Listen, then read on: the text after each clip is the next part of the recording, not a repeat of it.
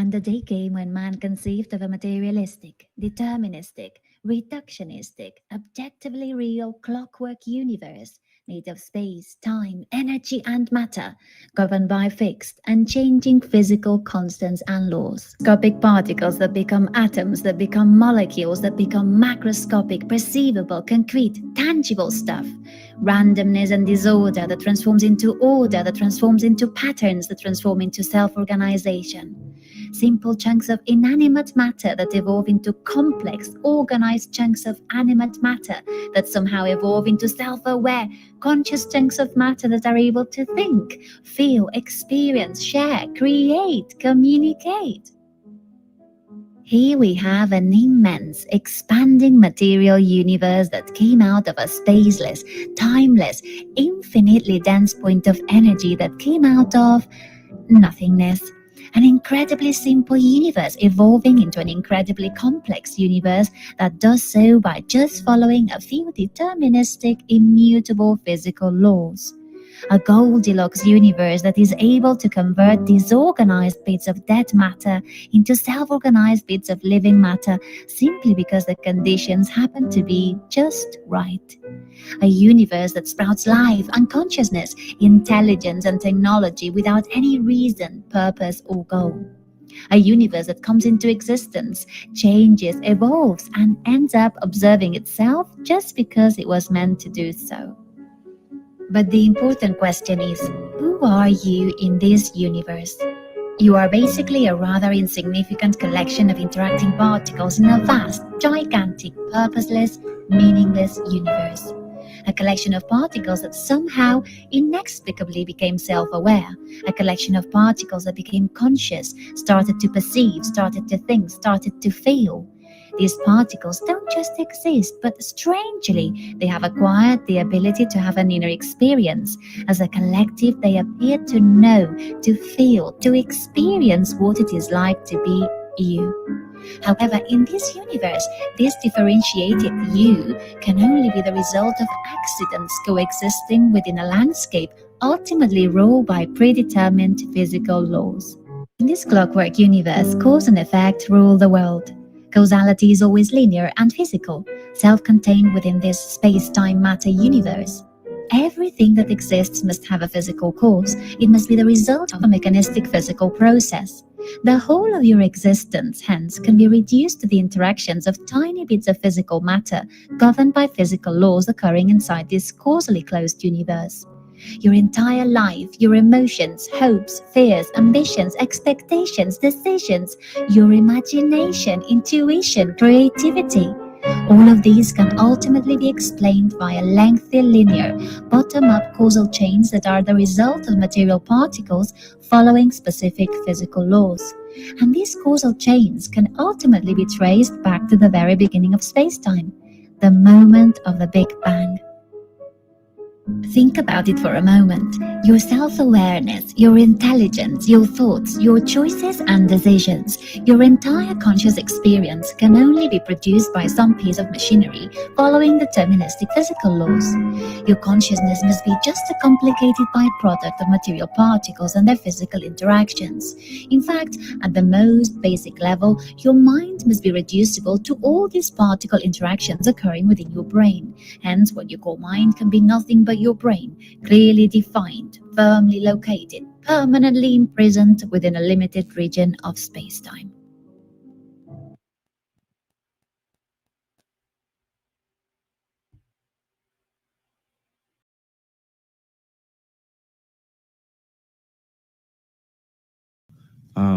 Now that model of physics was disproven in the early 20th century. We know physics doesn't work, the world doesn't work as a machine. It's a quantum world. We don't live in a clockwork universe.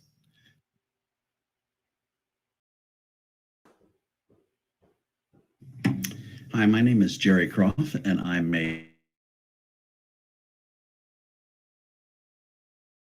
just published this book, Psyche's Exile.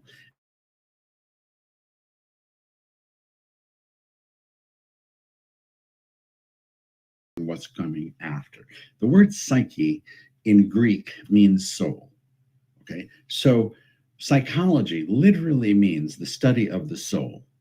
And one thing that American academic psychology does not study is the soul. Everything else but. We go all the way back 120 years to Charles Sanders Peirce and the father of psychology, of American psychology, William James, who was related to Henry James, the novelist. They're in Harvard, or James is in Harvard, and they're trying to take the Department of Psychology out of the Department of Religion or Philosophy and put it into the Department of Social Sciences. They want psychology to be a science, to operationally define their terms, to use logical positivism, empiricism, pragmatism, control groups, statistical analysis. And the beginning of science of psychology begins then. This is at the time of the Newtonian clockwork universe, so that it can be measured quantitatively. It doesn't belong in psychology. That's the attitude that is incubating at the turn of the century. And it reaches its apex with the father of American behaviorism, John Watson, who really he wrote a book called Radical Behaviorism. And here is his statement about the soul. No one has ever touched a soul or seen one in a test tube, or has in any way come into relationship with it as he has with other objects of his daily experience. And thus begins really the paradigm of psychology that the soul equals the mind, and that can be reduced to the mind. The mind can be reduced to the brain, and the brain can be reduced to those neurological connections. This is the clockwork universe of modern psychology, and it is not going all the way back to 1917. It exists very much to this very day. Here's an interview of Bill Moyers talking about the politically correct orthodoxy of mechanism, materialism, and reductionism. Are we just the activity of molecules?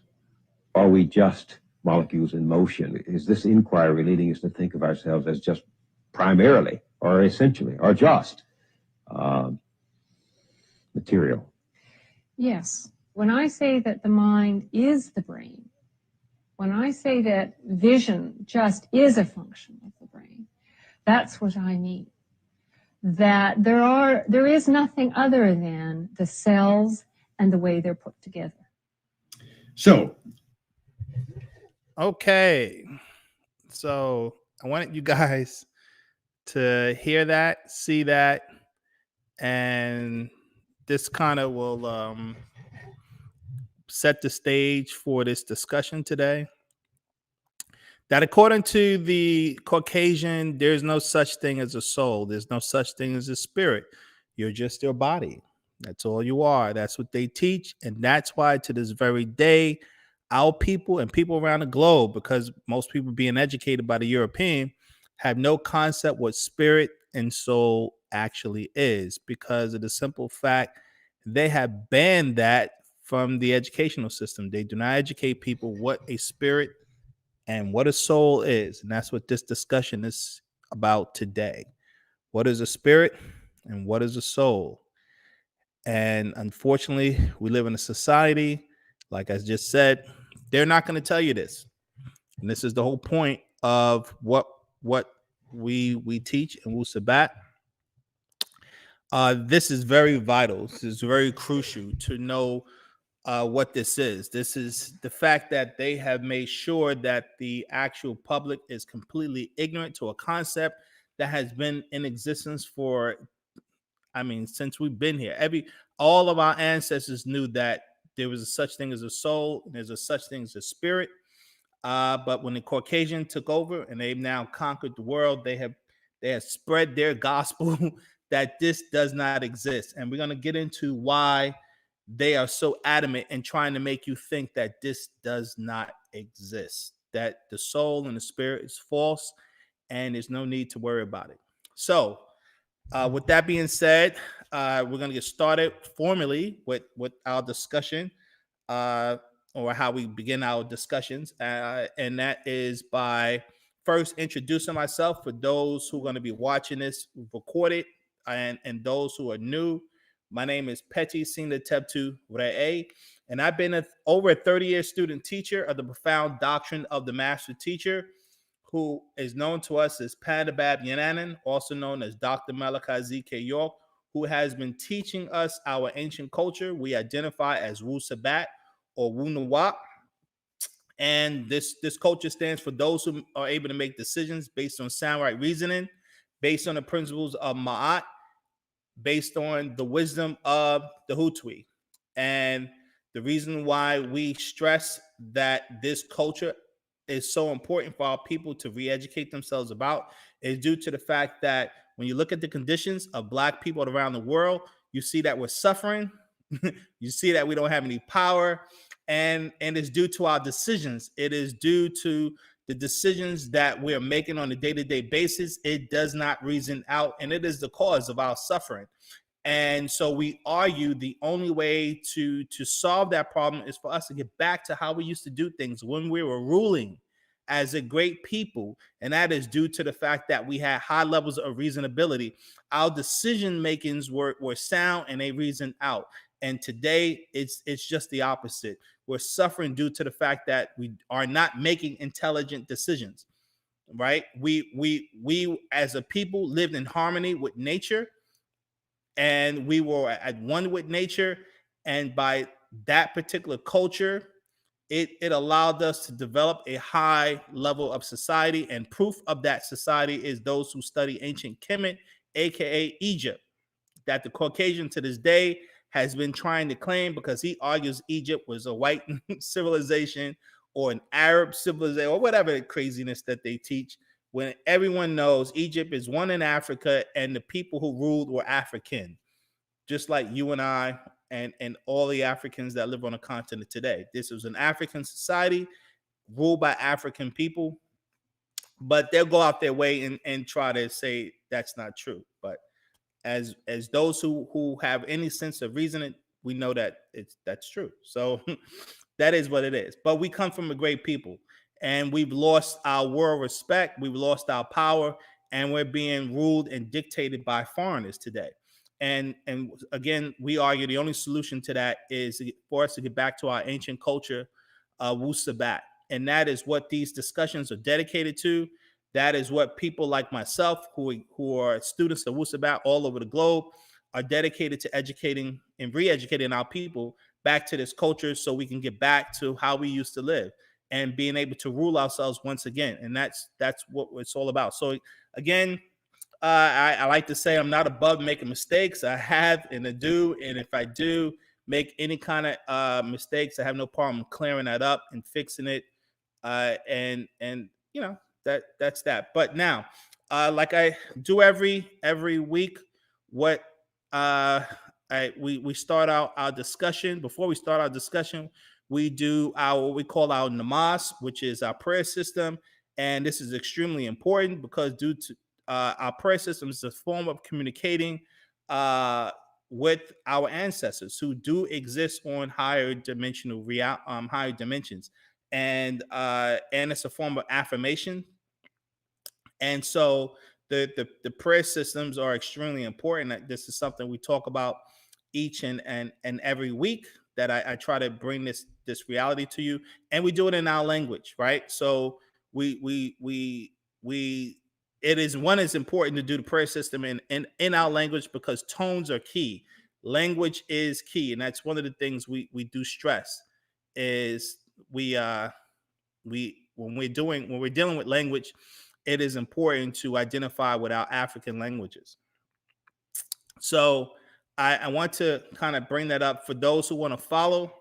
You can follow the prayer. It's in our language of Wu Sabat or Misbatia, as well as in English, so you can follow along for those who want to follow.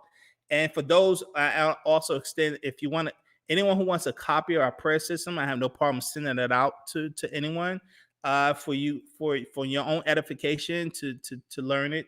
So I think that's also important for those who want it, because if you're a true student of Wu Sabat, language is key. Everyone who knows anything about our organization, we know we've been stressing that for over 50 years. Language is key. So let's get started. Abdokala namasat wabazun amad kasem on a fa pa ut. Pa nashad. Anuki jawaf pa ashuk imp. Anuki jawaf pa ashak impa ut. Wu kala ashuk kamun jawaf naya. Anuki kasamun impa ut. Wu pa ut kamun kasamun im naya. Anuki wahu ama pa ut. Wu pa ut kamun wahu ama naya. Naku kador naju ama kasamun impa ut. Wu khabu ama shikasun. Naku kador kawan kala pafaf naku daya jawaf pa ut. Ama wasu ama de yani kawun lake bakui jawa papa ut. Anuki yabat bina fasni. Papa ut kawun. Anuki. Papa ut kador. Nakuk kador. Papa ut amu. Nakuk amu. Lahahum manahnun. Layahum manahnun. Ahumata karahum. Ahumata karakum. Ahumata karanun. Ahumata jawafnaya. Ahumata nayawu anuki hum. Ye ashuk re'e. Asmoa jayenun. Ye unataru afuknun. Anunata kharaukum. Ye unataru afuknun. Afuknun afuknun. Ye unataru nun.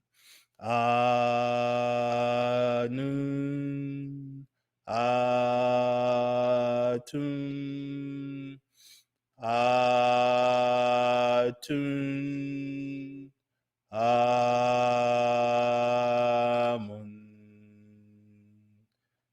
Namazo wahu, ye umufaku, Yehu, Yehu, ye unataru, Yesaya, Yesaya, ye unataru, Yehika, Yehika, ye unataru, Antkum at the pa mufaku, Yehu, Yehu, ye unataru, Antkum at the pa mufaku, Wu anu at the kharaukum, Wu antkum at the yusanun, Yehu, Yehu, ye unataru, Akfush muklan nun, Atum ra'e. Yehu, Yehu, ye unataru. Namazo atu, akfush enhu. Ye umukdam akfutnun. Entkum mana yaka laduda salafunun. Wu yasaunun. Mana yaka sura pa ba'a. Mana yaka kawunan ka'u. Mana yaka ata akha. Mana yaka kawunan basha wu damam. Ye unataru mukdam unun. Akfush muktad nun. Enhu kawun munza mana pa nataru. Akfush enhu. Enhu kawun baba yananan. Akfush enhu. Enhu kawun natum ra'e. Akfush enhu. Enhu kawun khafush. Namazo talu. Ye nataru salafunun. Akfutnun mana pa muchwa'u. Akfutnun mana takwan. Ye unataru akfutnun. Mana saya khayara. Akfutnun afuknaya. Akfutnun akfutnaya. Ye unataru nun. Namazo rabu pa tashun. Nakuk talub tashun bi pa nataru. Mana pa lain lawi tanenu. Kala ranum atni at the laha pa nataru. Wu kala namazo atni at the laha kayat iatun layat pa nataru. Pa sawat wu pa tara. Panan safa kawun. Pa sawat wu pa tara. Z kawuna nazula laha enkum. Mana saba'at wu sa'ad. Ama haday an'un wu shafay'un. Mana salafukum wu nataru. Aju laya nafasukum. Afuk shana kawunkum. Pa sawat wu pa tara. Pa haday an wu pa shafay. Anun tawa enkum. Laha panan shafay wu alaj. Anun tawa enkum laha tim nasuinun. Anun tawa enkum laha ashukuma. Enkum ata salafunun. Anun ata kharaukum. Anun talub nasakuma. Anun talub nasakuma. And so nun sayim nataru. And so nun salafunun. Anun ata munwapu. Anun.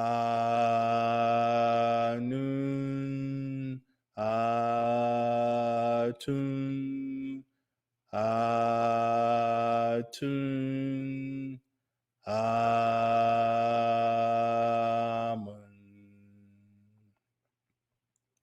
Ye unataru nun, ye muftao, ye unataru, ye atum re'e, ye nata, ye nun, ye nata, ye nun tat, ye nata tat, ye ha, ye nata, ye ha tat, ye nata tat, ye kak, ye nata, ye kak tat, ye nata tat, ye mun, ye nata, ye mun tat, ye nata tat, Ye umafkamu ye nataru, ye atum yanata, ye shawah yanata, ye tafaf natat yanatata, ye sabab yanata, ye natat yanatata, ye ashtat yanatata, ye asa yanata, ye nabab tahata yanatata, ye satak yanata, ye hara yanata. The Tara shalil pameye, ye have to be yanata, ye naktat yanatata, ye ha haratu yanata. The Tara shalil panawar, ye nafatum yanata, ye mantu yanata, ye babti yanata, ye sachamta yanatata. Ye hata harata yanatata, ye bai bish yanata, ye fa yanata, ye basa yanatata, ye emhata yanata. Natara shalil pa hawe, ye anhu yanata, ye matat yanatata, ye mahat yanatata, ye kafreye yanata, ye miskanat yanatata, ye rayenta yanatata, ye khentmentiyu yanata, ye hika'a yanatata, ye natata yanatata.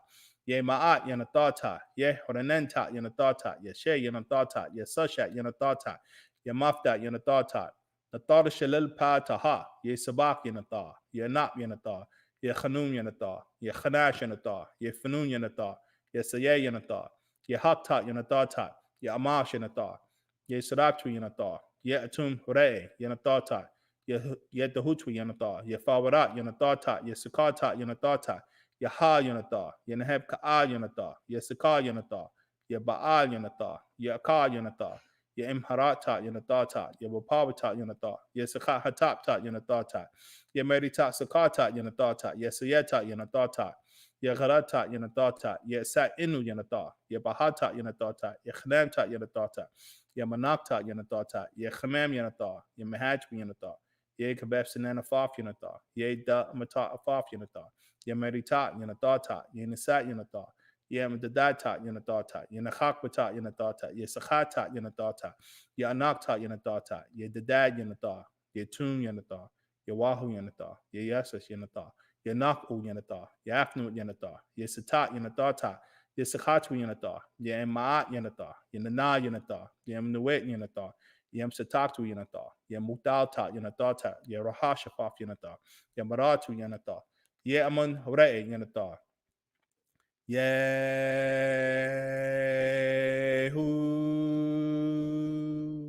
Anun Ata Kaled Jawef Paot Nun Re Tun Re Tun Re Mun Re Yeah.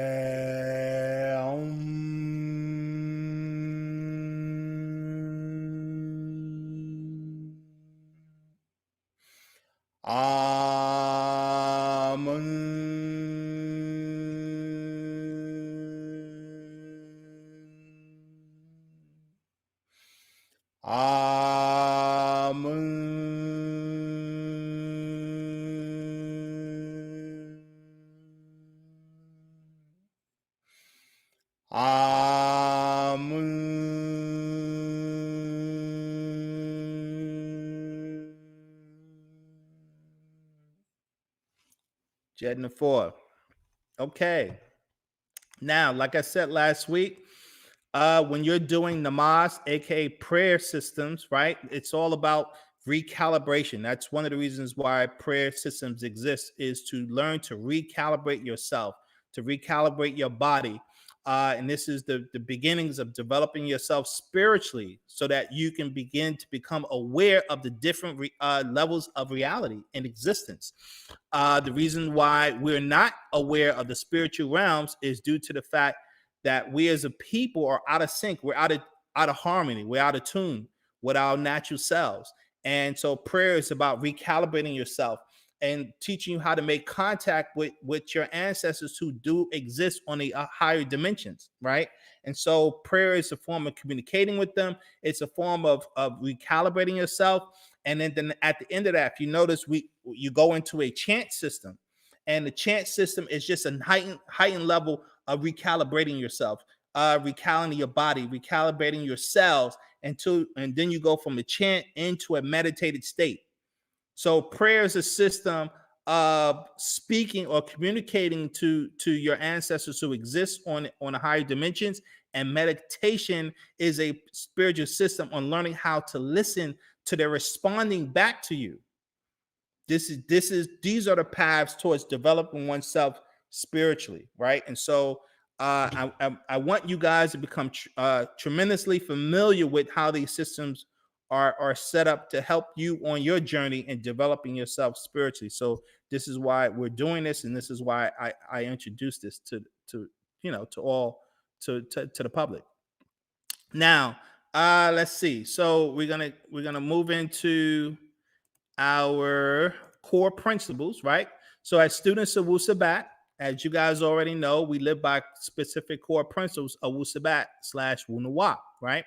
And it's important and imperative that you guys memorize these things. And if you notice, our lectures, our discussions are based around these principles, because this is the essence of what Wu Sabat is all about. The first principle to really understand is Ashak, which stands for the power of love. The second principle is resurrection.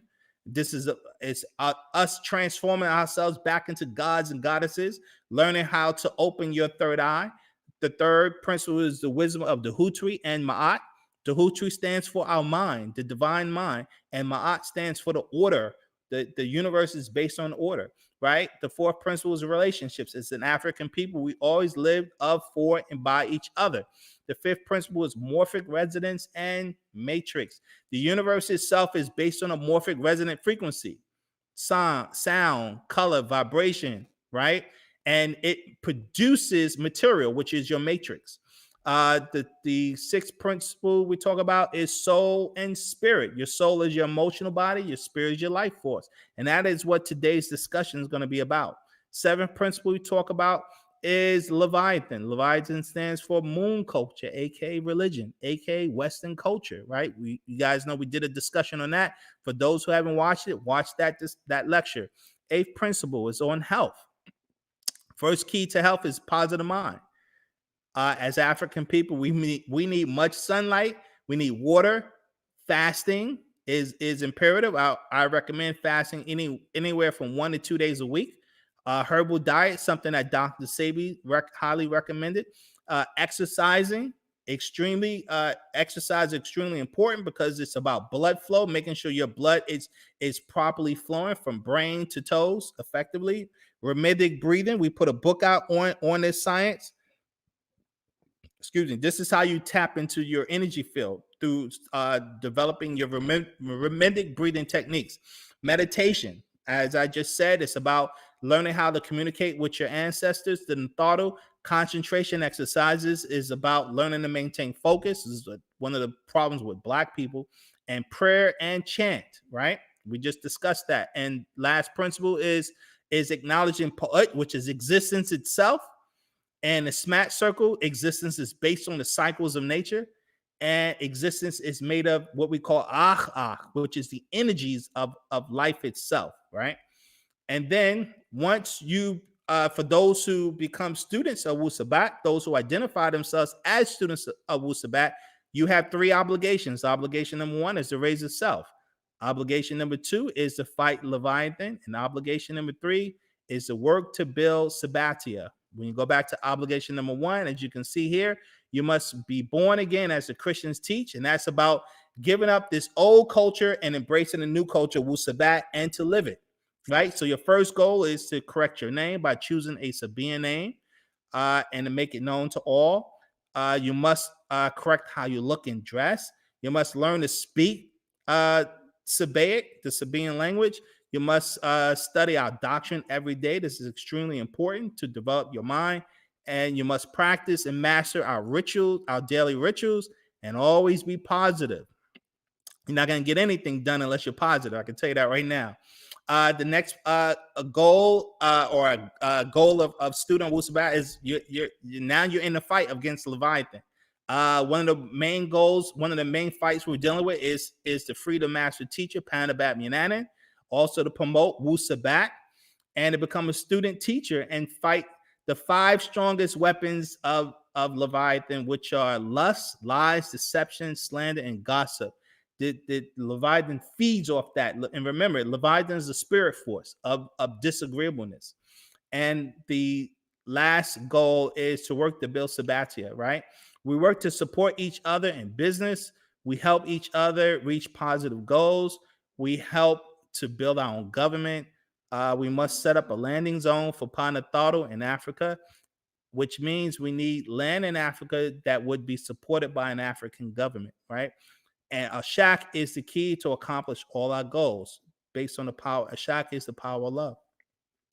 You're not going to get anything done without being in the power of love. I can tell you that right now. Nothing done positively, I should say. So what does it mean to be a Sabian? Once you become a Sabian or choose to be a Sabian, you're someone who is thoughtful and someone who cares, someone who is helpful and honest, someone who is responsible and hardworking, someone who demands justice, someone who is righteous, someone who is positive and cheerful, someone who is loving and peaceful, someone who is clean, and someone who is kind and considerate, right? So this is what it means to be a Sabian once you choose that path. So it is very important that on this path of being a Sabian, you know exactly what your obligations are all about, what we stand for, what the goals are, what the mission is all about. No one should be unclear. So when you're studying our doctrine, you should always have these concepts in your mind, what our whole mission is. Okay, so we definitely want to make that clear. All right, so now we're going to get started. Let's see. Sample, then he had the nerve to use Egyptian thing. Let's pray. Okay, so I was reading one of the comments in there. Interesting. That's what's up. All right, so now our discussion is what is soul, and spirit, right? What is soul and spirit? Very important. The master teacher had put out, he's been writing books on this subject going back to the early 70s, trying to explain this to these concepts to our people, right? So I just want you guys to see this. This was a book we put out on the subject back in 1994, right? What is soul or spirit? What is soul or spirit? This particular book came out again, like I said, in 1994. You can see the date right here, and this is this is the revised version of that book because I think the first ones came out in 1970. I forget exactly what date in 1970. Then the master teacher revised this particular book. And we came out with this one, what is spirit and soul? And this one came out in the year 2000, 2001, this revised edition, right? So this came out in the year 2000, 2001, I want to say. So we've been teaching about this subject. This is one of the core principles in our doctrine to educate our people about what is spirits and what is soul. Okay, so I just want to kind of make that clear to you. It's been a part of our doctrine for a very long time, since the beginning, since we've been teaching to re-educate our people about these concepts. And as you can see, the graphics that I use of spirit and soul are principles that come from our culture in ancient Kemet, aka Egypt, right? So we called soul Ba, and we call spirit Ka. Okay, so it's an African principle. So that's very important for you guys to know. And so let's go. All right, so now let's see. First question. What is the origin of the concept spirit and soul? As it just said, in ancient Egypt, spirit was called Ka and soul was called Ba. The Ka was considered the etheric or energy double or copy of the human body, right? And the Ba was the energy vehicle that connected with the Ka after death to take the Ka to the afterlife. And you can refer to the book Gods of Egypt talks about this, even if you look at Wikipedia on this subject matter about ancient Kemet, and you can kind of use that as a reference too, that talk about what we taught in Kemet. Okay. Question. What does monotheistic religion say about spirit and soul, right? The Bible calls spirit nefesh, which means self, and soul ruach, which means wind. You can also refer to our book on this subject, What is Spirit and Soul? Now, one's spirit is one's personality, And one's soul is the emotional body of a person that connects them with nature. Okay, that's very important to know. Question: how does one prove that spirit and soul are real? Answer: any person who wants proof that spirit and soul is real must become spiritually conscious of the energy that makes up their own body. The human body is made of tissue, which is made of cells, which is made of molecules, which are made of atoms, which is made of subatomic particles, which are made of fields of energy such as magnetic forces. Humans have the ability to become consciously aware of the energies that their body is made of.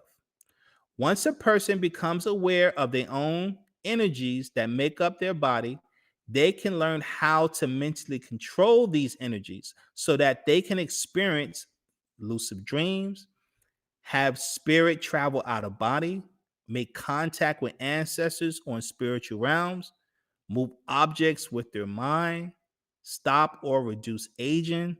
So these are all of the abilities once you learn how to tap in to your spiritual nature, guys. Okay. And you can refer to YouTube. Let's see, that lecture I was just showed you guys called Forbidden Psychology. And he kind of goes into this, and I wanted to kind of show you that. Let's see if I can go back over there. Now, if we go into, let's see, 15 minutes into the discussion, he gets into the subject matter I think is important. Let's see, 15 minutes, go right here. Energies question. Energies referring to the aura. Yes, what is the aura? Okay, guys, understand this. You know what help in understanding what the spirit is understanding, having some knowledge about electronics or electricity. Excuse me. If you study electrical theory, what you'll learn is about what electrons do, or light itself, right? When electrons move, the electrons vibrate, and everything is made up of electrons. The human body is made up of electrons. When electrons move, it creates what is known as a magnetic field.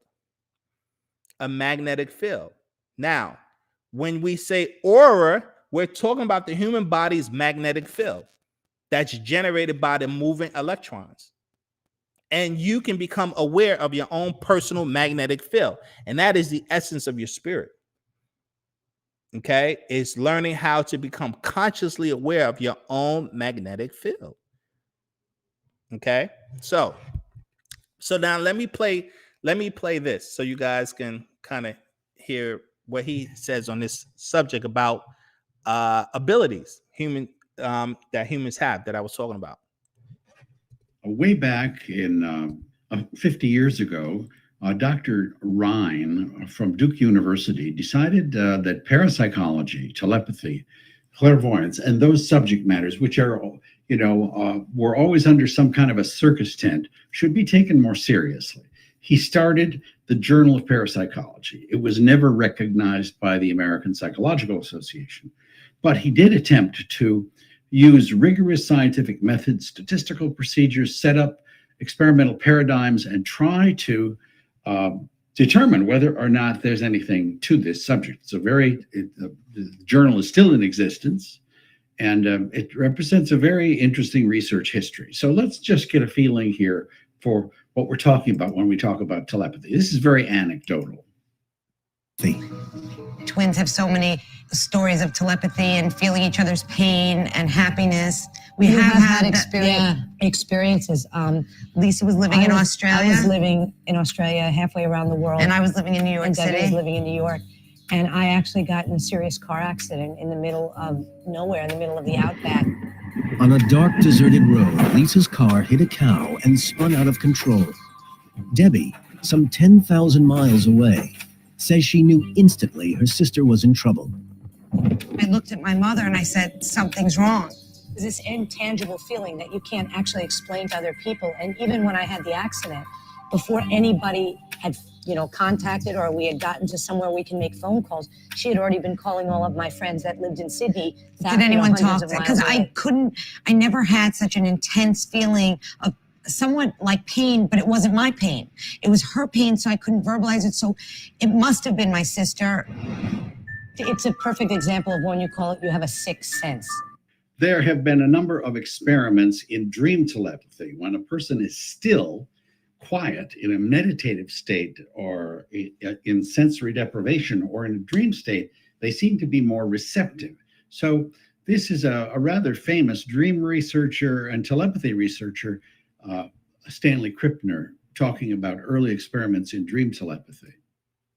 A picture by a Japanese artist, Hiroshige, called Downpour at Shono, showing this cold man with a little umbrella above his head walking on this Japanese mountain.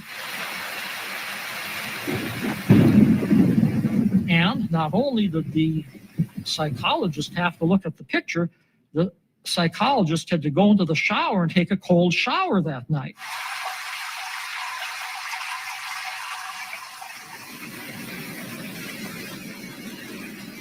The dreamer dreamed about Japan, dreamed about a rainstorm, dreamed about a mountain, dreamed about everything that was on that picture.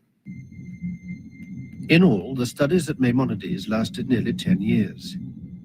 Krippner and his colleagues used hundreds of subjects in the most systematic attempt to study dream telepathy ever made. We did find evidence of an anomalous phenomenon, something that was very difficult to explain through ordinary means. If people want to use the word telepathy to explain it, fine. All that we're saying is it was something that beat the laws of chance, sometimes by 20 to 1, sometimes by 100 to 1, sometimes by 1,000 to 1. So there is a procedure called the Ganzfeld procedure, whereby the person is put in a kind of sensory deprivation state, and then images or information are sent to this receiver. So here's a little bit more about the Ganzfeld procedure. Way of reproducing the original dream telepathy studies. In the Ganzfeld procedure, we put somebody into a state of mild sensory deprivation. So we put half ping pong balls over their eyes and shine a red light onto their face. The headphones they wear carry white noise. What that does is direct all their attention inwards. So they ignore external stimuli and they suddenly become very sensitive to internal ideas and images. And for about 20 minutes, we ask them just to tell us about the ideas and thoughts that go through their mind. I carry on rising up into the sky. And I can see islands. At the same time, someone else in another room concentrates on some kind of target. There might be a picture postcard or a video clip. And what we're looking for is some kind of match-up between the nature of that target and what the person who's in the Ganzfeld state is saying. In Ganzfeld studies, like this one at the University of Edinburgh, the matches between the target video pictures and the dreamlike images of the subjects consistently exceed chance. What we see in the Ganzfeld is, in my own research, 47% response rate, which is almost double what you'd expect by chance. If it's a coincidence in this lab, then it's also a striking coincidence that is happening in other labs worldwide. It's not the result of one experimenter or one experiment. It's many, many people doing many, many studies. And this builds an incredibly persuasive database. Speaking of databases, okay.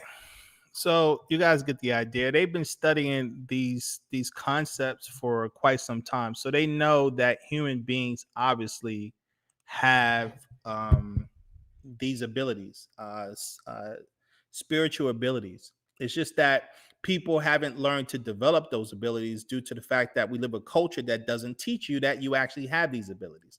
So that's important to kind of keep in mind. But let's keep going. All right. So now, question. If these experiences are real, then why doesn't the public know about these realities? Answer. The public does know about these realities if they so choose to study these things. Most people are too preoccupied with their own material life to concern themselves with spiritual disciplines. We also live in a world that is ruled by materialists who would lose their wealth and power if they expose humans to the reality that most foods people eat disrupt their spiritual growth, or most people could heal themselves of most illnesses if they were spiritually conscious, or if people had spiritual awareness, religions would lose power, or the fact that people would not need to be ruled by governments. These realities would ruin corporations, governments, and religious power and control. So it's in the powers that be best interest to keep humanity ignorant of their own spiritual abilities, right? So that's important to understand that. Question: is there a difference between spirit and soul? Answer: yes. All animated things in nature have a spirit force that gives it its life with the ability to move. But not all things have a soul. A soul is the emotional body of a person, which is something only Black people have. Soul is another way of saying soul, that's a Latin word, and it means sun. The word is really saying that Black people's spirit force comes from the sun, which comes from dark energy that grew the universe itself. So your soul force as an African people is the actual source of the creation force itself. And this, we're going to say Black people are the children of creation, aka nine ether. That's why we say that, because of our soul. Now, here's a quote from the master teacher on the subject. He says, in relation to the body or physical, the soul is the placenta, the spirit is the yolk, and the shell is the body that houses it. The placenta is what attaches the body to the outer world and supplies the spirit with energy.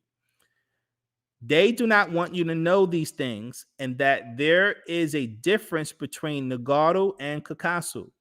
The soul is the life of the emotional body. The soul is from the reservoir of all. The spirit is the all, and the body is. The all is I am. He goes on to say, once the soul separates from the body, it's like the placenta separating from the body. The soul either goes to Orion or Sirius. Like when the tomb of Asar was discovered, there was no body, yet a submerged stone coffin. The soul traveled on through to Orion after the opening of the mouth ceremony was performed, and the body was left to decay in a coffin. The soul does hover near the body for a period of time. The Ba'a, which is the soul, takes the Ka'a, which is the spirit, to Orion, and this is only accomplished through this ritual. Okay, so when we talk about your soul, it's an energy force that African people, we as Black people, have. It's an energy force, and our spirit, which is also energy force. Now, if you go back here, he goes on to say, I'm going to repeat this. He says the soul is the reservoir of all. What do we mean by that? When we say the soul is a reservoir of all, we're really basically saying that the soul is the essence of dark energy. Okay.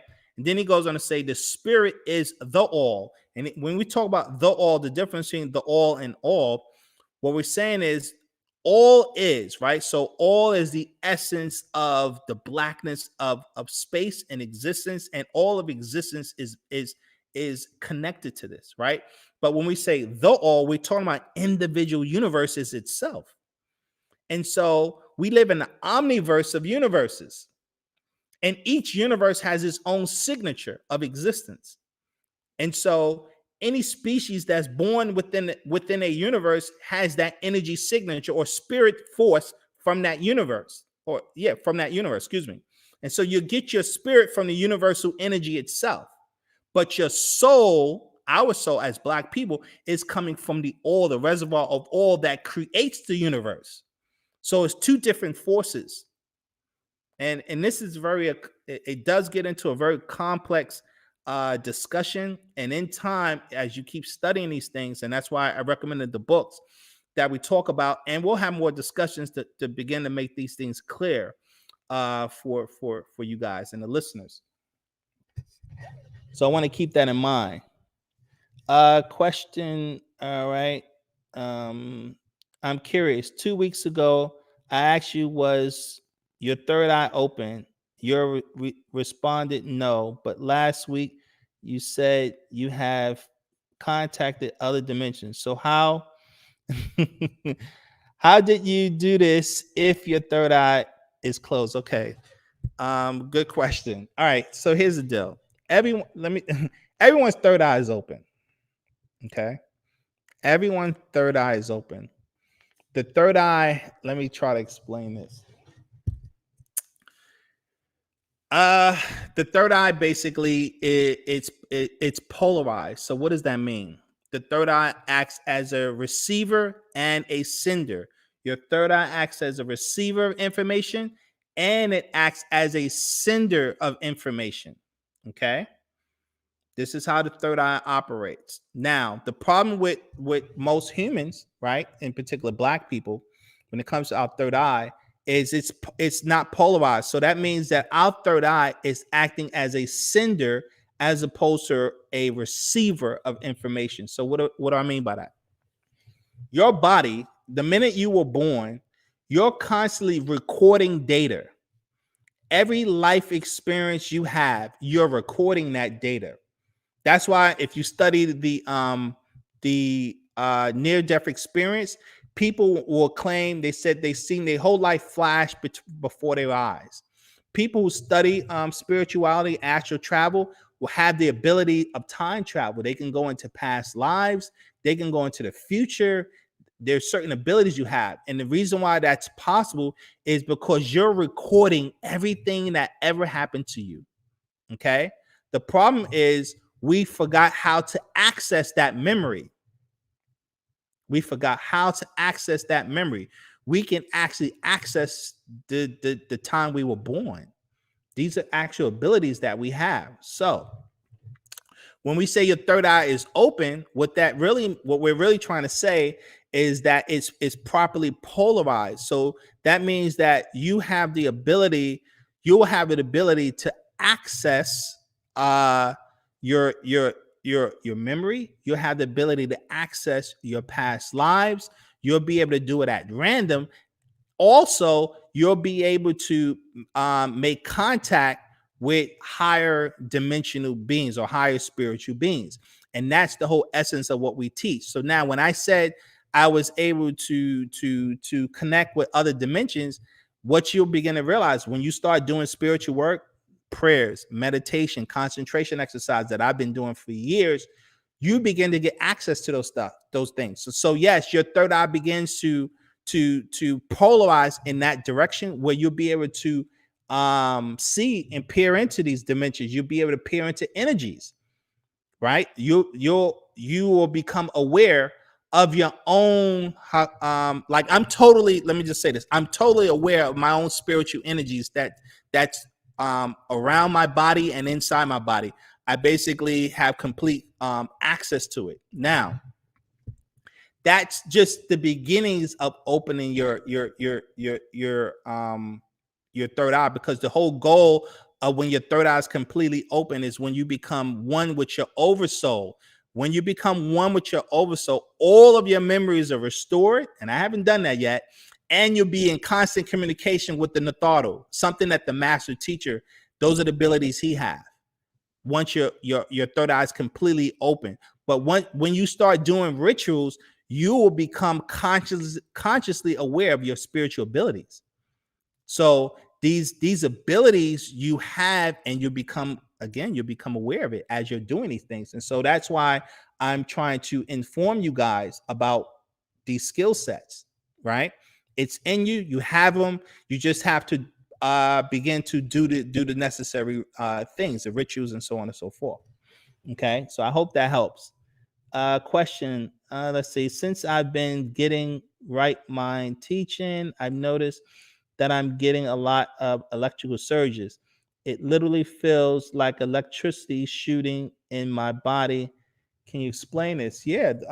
Again, what's happening when people begin to study right knowledge, is literally beginning to how can I say this? All of this information is we as Black people is encoded in our DNA. We all know this stuff. We just forgot. That's why I said the whole basis of our doctrine, the master teacher calls himself the Mujaddid, the reformer. His job is to reform you, to renew you, to make you, help you remember. Because, guys, remember, you're nothing but your mother and father. What created us is we got a sperm cell from your father and a egg cell from your mother, and those two cells came together.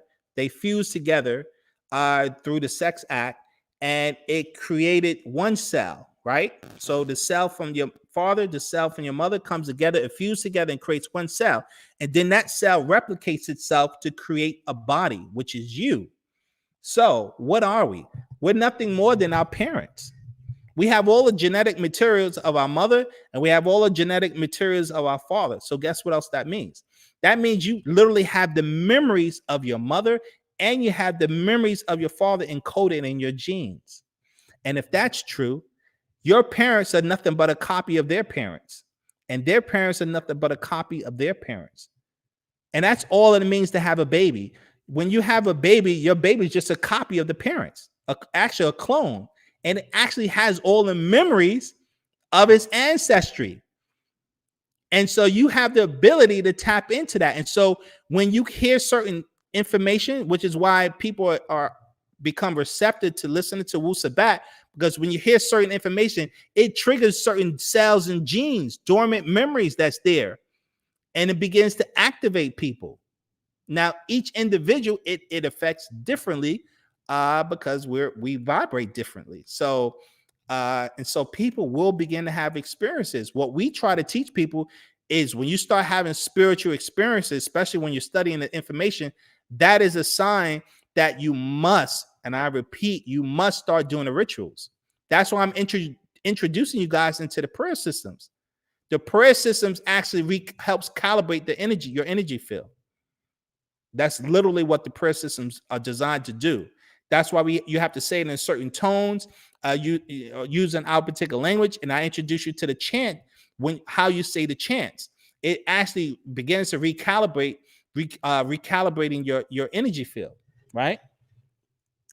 So question, okay, you said your clothes, nothing about it being open or polarized, and your book stated it was very dangerous to open. Okay. All right. No, that's what I'm saying. When I said that, I was just using a figure of speech, because when we really say your third eye is open, what we're really trying to say is that you become one with your oversoul. But here's what I'm trying to explain to you is that when you're opening your third eye, it's a process. It's not something, it's not like a switch that you turn on and off. No, it is a process like anything. So for instance, in order for Michael Jordan to become Michael Jordan, it took years of practice and training and skill set to get to that level. Same thing with LeBron James, and same thing with Venus and Serena Williams. When you're doing something at a very high level or skill set, it takes practice. Right? For some people it takes years. Other people it doesn't take so long. Some people are gifted and they learn very quick. Other people it takes a lot of training. And that is what it is with the third eye. It's the same process. But here's the thing. When you start training, you have certain abilities, but we're trying to reach a goal. We're trying to reach a goal. Like if you use that analogy with an athlete, the ultimate goal for an athlete is to win a championship, right? So you can be someone who's just a really good skilled player who never reached the ultimate goal, but you have certain skill sets. And that's what I'm trying to say. I haven't reached the ultimate goal, but you do develop certain skill sets along the way. So as you're doing these rituals, these skill sets will develop within you. And like I said, we've been saying this for the longest. Now, when it comes to how can I say, we put this information about opening up your third eye in the book, The Science of Healing, right? Yes, when you're doing any kind of spiritual work, it's a two-edged sword like anything else. It can benefit you or it can harm you if you go about it the wrong way. That's why I always try to say, in based on our principles, when you're doing these work, when you're studying our doctrine, first and foremost is the positive mind. Guys, that I can't stress that enough. It is the positive mind, because it's the mind of doubt that we learned in this culture, and that makes us think we can't do certain things, and that doubt is what cuts you off, and that doubt opens you up to negative spirit forces. And so when you're doing spiritual work, the last thing you want to do is become an access to negative spirit forces. Okay, that's also very important. Okay. Says, and in your book, your master wrote, it said Jesus had this to be stamped in our heart for it to open. So I'm confused. I read, if you listen to the discussion when I read that quote, I said what we say Jesus is. We talked about when we said Jesus. If you go back to what I said, you know what? I'll do it so I can clear this up, so there is no confusion on that topic, because someone else asked that question that you're asking. So I was quoting from a book that that the master teacher put out, and let me go there. Is there life after death? Okay, or is there eternal life after death? This is where I was quoting from. Now, if you go back to when I did the tape, I also quoted this. This is page 80 in the same book. Okay, you can read this as I'm going to read it to you now, because it's very important. It says this: Jesus is not coming on a chariot out of a cloud. So stop looking up there for him. He's coming like a thief in the night, knocking on the doors of your heart. If you refer to 1 Thessalonians chapter 5, verse 2, 2 Peter chapter 3, verse 10, Luke chapter 12, verse 39, Revelations chapter 3, verse 3, 3, verse 20, and 16, verse 15. It meaning that he would send his spirit in the last days, and from this would resurrect mentally groups of people who would be Messiah-like. Those who stop now and resurrect mentally now will be blessed when the last day arrives. They won't have to worry about dying. They will pass easily from the state of righteousness into eternal life, as it states in 1 John chapter 2, verse 25. And it reads, and this is the promise that he has promised us, even eternal life. So when we talk about stamping Jesus in your heart, we're referring to the spirit force, or what they call the Christ consciousness, the spirit of Christ, which is, and that all that meant, and what does that mean? All that meant, the spirit of Christ is your higher consciousness, your higher self. And that's what opening your third eye is. You make contact with your oversoul, your higher self. And that's called the Christ consciousness. That's what that means. It's just that Christians been misinformed when it comes to the Christian. Remember, I said Christianity. They took that culture, that doctrine. The Romans did this, and the Greeks did this. They plagiarized this from Kemet. Ancient Egypt is one that was teaching about resurrection, and this was about the story of Asar, Aset, and Horus and Satuk. And it's about, when we talk about becoming Horus, that whole process of becoming Horus was opening up one's third eye. You became spiritually conscious again. Your memories and your abilities were restored. And so when the Greeks got that doctrine, they just turned it into the concept of Christ, which really the concept of Christ comes from Krishna, which is come from India. It was actually, they got it from the Hindu doctrine. They got it from the Hindus as well as the Persians, who were teaching about Ahura Mazda. This subject matter, it gets very complex. You know, all I can say is there's a lot more to study on it. We will touch it as time permits, but it gets very involved. But let me keep going, guys. because there's a lot more I need to cover, and time is at hand. And I'll address your questions. I'll get back to your questions also, so I'm not going to neglect it. But let me go. I'm at number 6, right? Question number 6. So, question: if one's spirit is one's personality, then what does this mean for races of people on Earth? Answer: there are only 4 races of people of Earth, which are the first race, Africans; second race, East Indians; third race, Orientals; fourth race, the Caucasians. All other peoples of Earth are no more than a mix of the 4 root races of Earth. Each race on Earth has their own spirit force, which created that racial genetic. All species on Earth share the same genetic code of Earth, but not the same spirit forces. Spirit forces are unique to each species, whether they are human, animal, or plant life.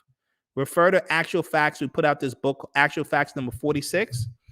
And I also did a lecture on this, guys, the races of nature by nature. So I refer you guys to definitely watch that lecture if you have not. And if you did watch it, I'm going to tell you to watch it again. Okay. And definitely get this book, Actual Facts number 46. And just so you guys can see it, let me try to bring that book up so you guys can see that particular book. So this is that particular book, Actual Facts number 46. I quote from this book a lot, and it talks about your morphic resonance, and that's very important. We're going to do discussions on that too. Okay. So let me go back.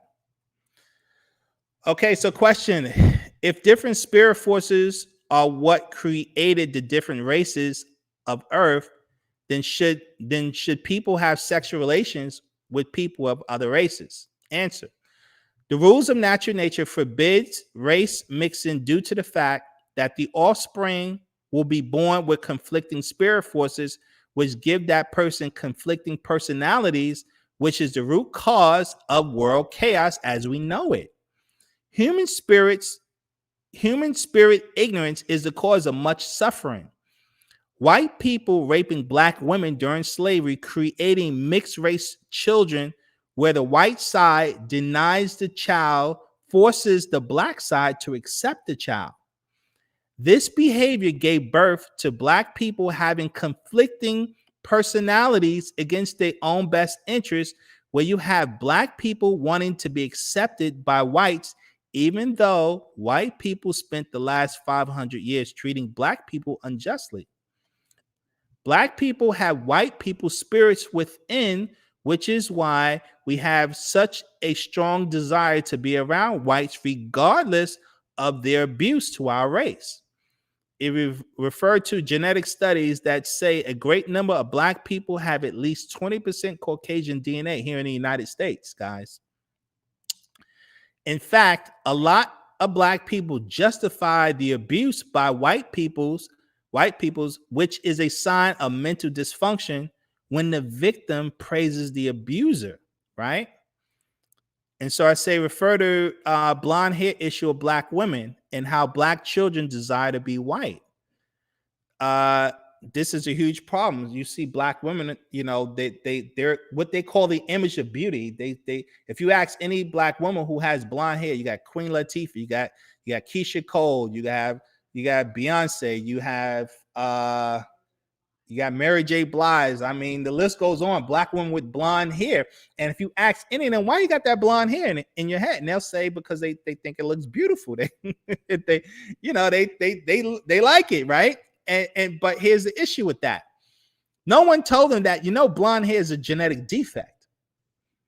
To have blonde hair is a genetic defect. So how could a genetic defect be something that's beautiful? Blonde hair and blonde skin, guys, let me show you. And this is it's just a reality. If I can find it, I will find it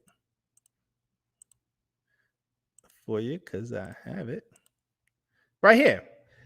Look at any albino black person, albino. An albino black person has naturally blonde hair and pale skin. which is a genetic defect. But yet, we see that as an image of beauty. How can we see it, a genetic defect, as an image of beauty? And I'm telling you why we see it as an image of beauty, because of the spirits that's in us. The spirits that's in us, the spirit forces in us. We have Caucasian spirit forces in us from all of the mixing that our people have been doing. We've been mixing our genes for the last 6,000 years. And so we see a genetic defect as a symbol of beauty. Okay? Which is a problem. In fact, I wanted to play this because I thought this was also interesting video you guys should be aware of, right? And this is dealing with melanin. Oftentimes, due to the society we live in that promotes the European standard of beauty, many Black women can feel like their beauty isn't good enough. But this is starting to change more and more as they realize their melanin really is kind of like magic. Everyone has melanin, both light and dark-skinned individuals. Melanin is a broad term for a group of natural pigments found in most organisms. It is the primary determinant of skin color. Black women greatly benefit from melanin because it prevents them from aging as quickly as other groups. A study found that Black women's skin typically ages about 10 years slower than white women's skin. Here's why. Human skin has 3 layers: the epidermis, the dermis, and the hypodermis. Melanocytes in the epidermis produce melanin, a natural skin pigment. Melanin blocks UV rays, which can accelerate the aging process. Black men and women produce more melanin in their skin, which result. Let me stop you right there. Melanin does not block UV rays. That's a nasty lie that Caucasians been constantly spreading to Black people. Melanin does not block the sun. I repeat, melanin does not block the sun, guys. Melanin absorbs the sun. Melanin absorbs the energies and rays from the sun. White people keep spreading that ridiculous lie to our people. Okay, so I definitely want to make that clear. But now keep in mind what this video just said. It said that the fact that we have melanin, it adds 10 years to our lives above Caucasians. Now think about that. You got Black women all over the world, Black people in general, buying skin bleaching cream to bleach themselves pale to basically destroy their melanin. And yet, which means what? You're destroying your own life. Now, why would someone do that? Why would someone want to alter themselves and make themselves genetically weaker? And I'm telling you why, guys. And I'm saying it's because of the spirit forces that's in us. That's making us desire to identify with the Caucasian. It's a huge issue. But let me keep going because this is an interesting video. And darker pigments. The more melanin in your skin, the more protection you have against the harmful effects of sun exposure. Lie. Too much exposure to UV rays can cause skin to age quicker, resulting in wrinkles and sunspots. That's true for people. Produce less melanin. They can show signs of aging faster. This doesn't mean that Black women won't experience skin aging. It just happens at a slower rate. Melanin is a molecule. And the concept of melanin is, it is black in its nature. And we find it in the cosmos, we find it in the heavens, we find it in water, we find it in land, we find it in everything that exists. Scholars and scientists have been having conferences about melanin, to my awareness, at least since the 1920s. These scientists said that the pineal gland, they refer to the pineal gland as a vestigial organ. That is a calcified gland within the body that served no purpose, as if the creator would create something that you didn't need. And it was only after the Vietnam War, in the late 60s and early 70s, that they began to rewrite the interpretation of the pineal gland. The reason for that was that a large number of African Americans fought and died during the Vietnam War. And whenever a soldier dies, there's an autopsy that's performed before their body is sent back to Dover Air Force Base. And what they discovered, what these physicians discovered, is that when they performed the autopsies, the 75 to 80% of the African American soldiers had a large functioning pineal gland. The pineal gland is normally about the size of your thumb. So it was not a vestigial organ in 70 to 80% of African Americans, but it is a calcified organ in 75 to 80% of people with European ancestry. So they began to reevaluate the pineal gland. So this is a complex molecule. It's found in the brain. It's found in your adrenal glands. It's a powerful free radical scavenger. In other words, it helps the body prevent this oxidation. So it's an antioxidant. Melanin may play a much bigger role than just absorbing all this radiation. And when you get it into your body, you hear what he just said? Melanin absorbs radiation. I repeat, melanin absorbs sun energy. It doesn't block the sun. Okay, so that's a very important point for you guys to understand. That's why we teach it is important for us as Africans to be in the sun, because our bodies harness the sun energy. This is the step towards opening one's third eye. Okay, so that's extremely important. Now, to go back to my boy T Tiger, right? You asked this question, and I think it's important to address. Says, why is Christ used in any form? Why not Muhammad, Buddha, or any other religion? Why is Christ being so beat upon and not the others? Now, keep in mind, okay, one, right? The Caucasian is the one who's ruling the planet. So that's one. Two, the Caucasian religious theology is Christianity. And so Black people in America have been indoctrinated with Christianity. Black people on the continent, Africa, has been indoctrinated with Christianity.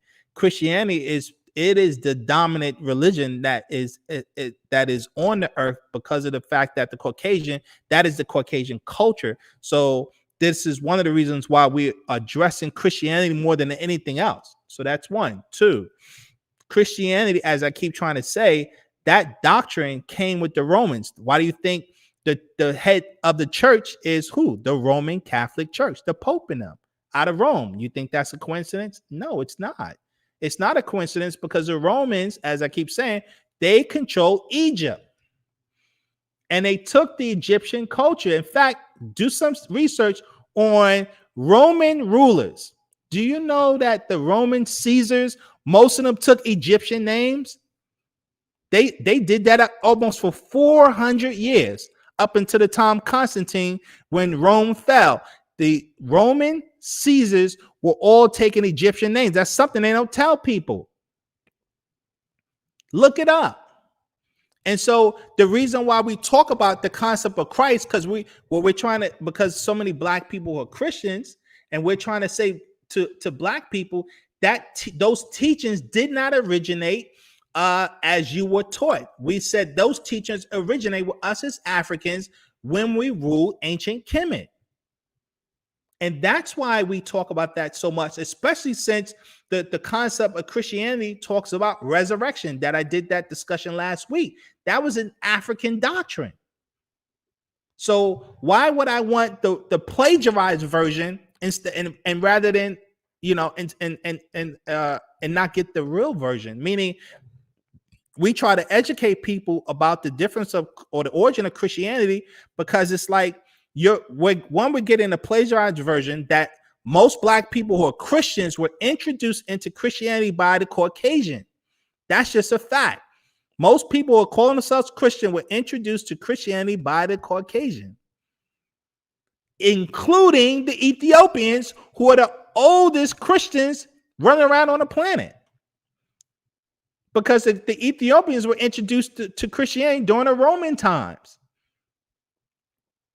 And so all I'm trying to say is that these teachings came from Africa. That's why I know it's a very sensitive subject matter for so many of our people who were raised in Christianity.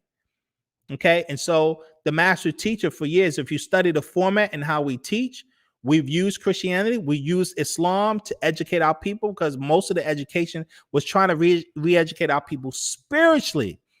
It's about the spiritual teachings that they put in the Bible. And the reason why we use and quote certain concepts from the Bible is, like I said, because a lot of the concepts that they say Christ said is spiritual wisdom that came out of Africa. And since Black people are so used to the Bible and the teachings there, we try to use it as a form of education. So I think that's very important. So I definitely wanted to address that. But let me go back to this discussion. Remember, melanin absorbs energy. It doesn't block the sun. It absorbs energy. That's a very important point for you guys to know. It actually has a major effect on your immune system. It protects genes and it actually repairs broken DNA. Isn't that wonderful? Something breaks down because you're exposed to chemicals or radiation. Think of the people of Japan right now in 2011 who are suffering from huge amounts of radiation. What could we do to help them prevent cancer developing? Well, you need a DNA repairer, and that's what melanin does. It exists in many other tissues, as I mentioned. It's actually a very important molecule in any woman who's having a baby, because... Let me stop right there. You know, they guys who Oprah Winfrey did that movie on Henrietta Lacks, what the Caucasians took a black woman's DNA and it helped them develop certain they developed a lot of drugs for medicine using our DNA of a black woman. You know, there are people, they found specific Africans in South Africa who their body developed an antibody to the AIDS virus. Our bodies mutated and created an antibody to block AIDS itself. So that is the power of melanin that's in our DNA. That this guy is trying to explain, that melanin has the ability to repair itself, to restore itself. This is going back to our inner abilities that we don't realize. We have the ability to transform. We have the ability to shapeshift. We have abilities that if you research our ancestors and some of the things we were able to do, people called it mythology, and this stuff was real. But we lost our memory. We lost our history of who and what we are. But as I said before, it's locked into your DNA. It's there. The information is there once you learn how to access it. And that's all I'm trying to tell you. As we always say, it's not about believing what we teach. It's about learning to access the information yourself so that you can verify these things. But let's keep going. The fetus has all this melanin in it. The sperm of the male and the egg of the woman, they're both layered with melanin. So that when the sperm penetrates the egg, there is a melanin explosion. And that melanin helps to formulate the fetus within that egg. And that fetus is literally coated with the melanin substance. And that melanin substance then goes on to form the brain and the central nervous system. So every human being begins with a melanin explosion. In steering things in the body, in the whole regulatory system, melanin's role in embryological organization, that's in the baby's organization, and tissue repair and tissue regeneration, may be connected to the major role that it plays to balance the body. That's called homeostasis. Here's a picture of a baby at 35 days of pregnancy, and this is the eye of an embryo. Notice that the eye is pure melanin. That's an amazing picture, isn't it? To see all this melanin is inside, and when the embryo first forms, there is what's called the dark streak. It's all melanin. It is the dynamic, the primary dynamic in every part of the cell. It's a primary dynamic in the core of the human being as well as to the surface of the human being. Its intelligence is responsible for the forming of the nervous system. Every part of the nervous system has these little black dots all through it, which essentially carry information. Okay, so now listen what he just said. Melanin is coded throughout your nervous system, which is along your spinal column. Now, remember I said your blood. This is why we teach rhythmic breathing. Your blood flow runs off an electrical charge. Your blood flow runs off electrical charge. When the blood is flowing throughout the body, that's what heightens your electrical field called your aura. Now, the fact that it's coated with melanin, which is your vertebrae, your spinal column, that's what opens up those gateways, your what we call your arusha or your chakras. These are energy centers in the body. And remember, melanin acts as a receiver of light energy. And this is the beginning of opening up your third eye once you're able to open up those energy centers. Okay. And so, as I keep saying, if you guys would just begin to do the rituals, you'll see these experiences that you'll have. Okay, these experiences. Now, let me go back to this, because we was talking about spirit forces, and because through slavery, those spirits got into our ancestors, right, and into us, and we passed it down. All of the mixing in. It is imperative that you understand that spirit is your personality. Your personality is your spirit. Your spirit is your personality. It's very important for you guys to get that. Okay, and this goes back to this right here, which is a shame, but this is the black doll. And which one is the white doll? That one. Which doll is the pretty doll? Which doll is the nice doll? Which doll is the bad doll? Which doll is the nice doll? And which doll is the bad doll? And why is that doll pretty? Because he's white and he has 2 eyes. Which doll is the ugly doll? Why is that doll ugly?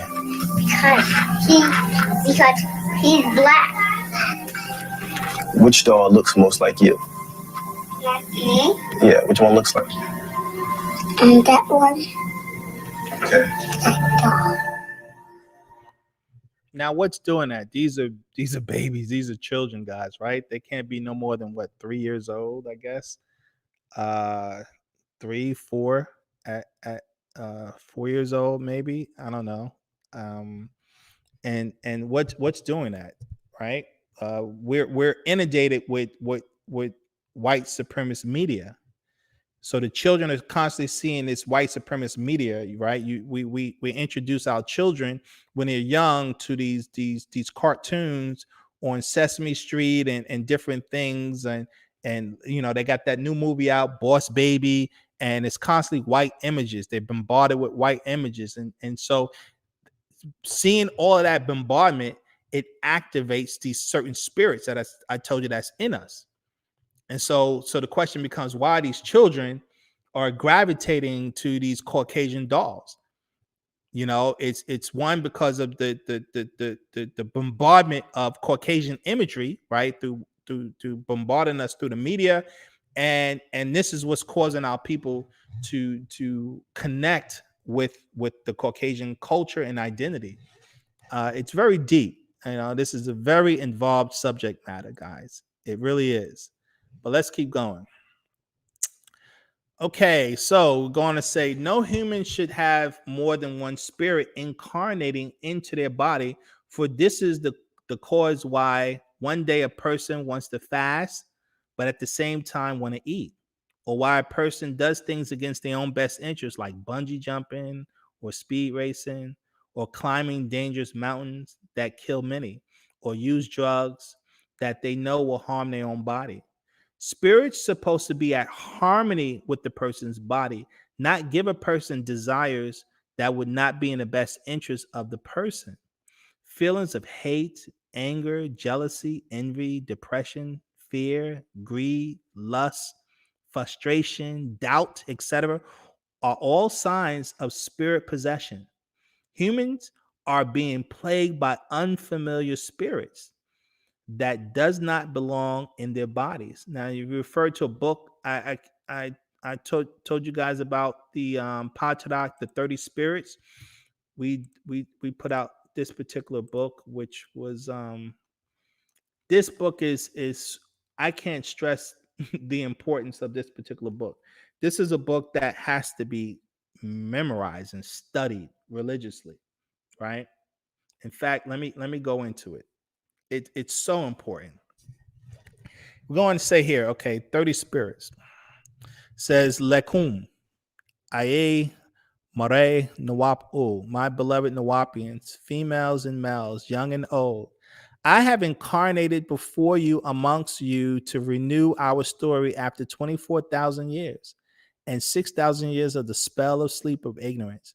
It has become your time again to return to your true and holy nature as Natharu, to break the Horake, the spell, and be born again. You, the mothers and fathers, the root Salau, race of all others, the Nagaru, the Negroids, the civilizers of all others, and in fact, the gods of earth, must be raised from the Temwat, the death, mental death, as a mummy is raised to everlasting life. You must remember what and who you are to all others. You must bind the 30 spirits that seek to control you, the very voices of your own Salafu ancestors who lived in the image of the beast and at Temwat death have been trapped in this hell. You must bind them and free them from the realm of hell, that you will be free of their whispers into your Abab heart and Akal mind, which affects your very actions each Zamam day of your life. The Sawat'u, the voices who whisper to your inner mind as to what is best to do, what is right to do, and what is good to do. The Sawat'u, the voices who whisper to your inner emotions and desires, what is not best for you and others, what is not right to do, and what is not good for you. The whisperers that are agreeable and the whisperers that are disagreeable. Your choice. You will be influenced by the very voices and in your DNA. What you became after birth, what you accepted as you grew, what you believe you want as opposed to what you need. Your inner voices who whisper to you only wish to fulfill their lifelong desires with your jasad, flesh, khatat, your body, to lust their lust, to pleasure as they wish to be pleased by any and all. They seek to use your frame for their own use, even unto your temwat, your death. And each of the 30 ka'au spirits in your DNA is linked to their own 30 ka'au spirits DNA. And all the ka'au spirits they have encountered during their own lives, how they subdivide into legions. If you refer to book of Mark, chapter 5, verse 8, and it reads, "For he said unto him, come out of them, come out of the man, thou unclean spirit. And he asked him, what is thy name? And he answered, saying, my name is Legion, for we are many. And he besought him much that he would not send them away out of the country. Now there was there night unto the mountains a great herd of swine feeding, and all the devils besought him, saying, send us into the swine, that we may enter into them. And forthwith Jesus gave them leave, and the unclean spirits went out and entered into the swine, and the herd ran violently down a steep place into the sea. They were about 2,000 and were choked in the sea. And when the unclean ka'au spirits are gone out of you, you only have one voice and good whisperers of your ancestors.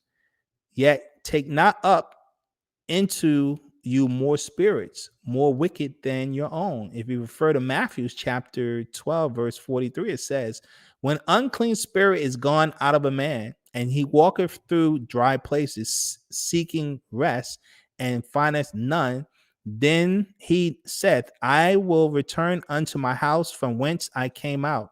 And when he is come, he findeth it empty, swept, and garnished. Then he goeth and taketh with himself 7 other spirits more wicked than himself, and they enter in and dwell there. And the last state of that man is worse than the first. Even so shall it be also unto this wicked generation.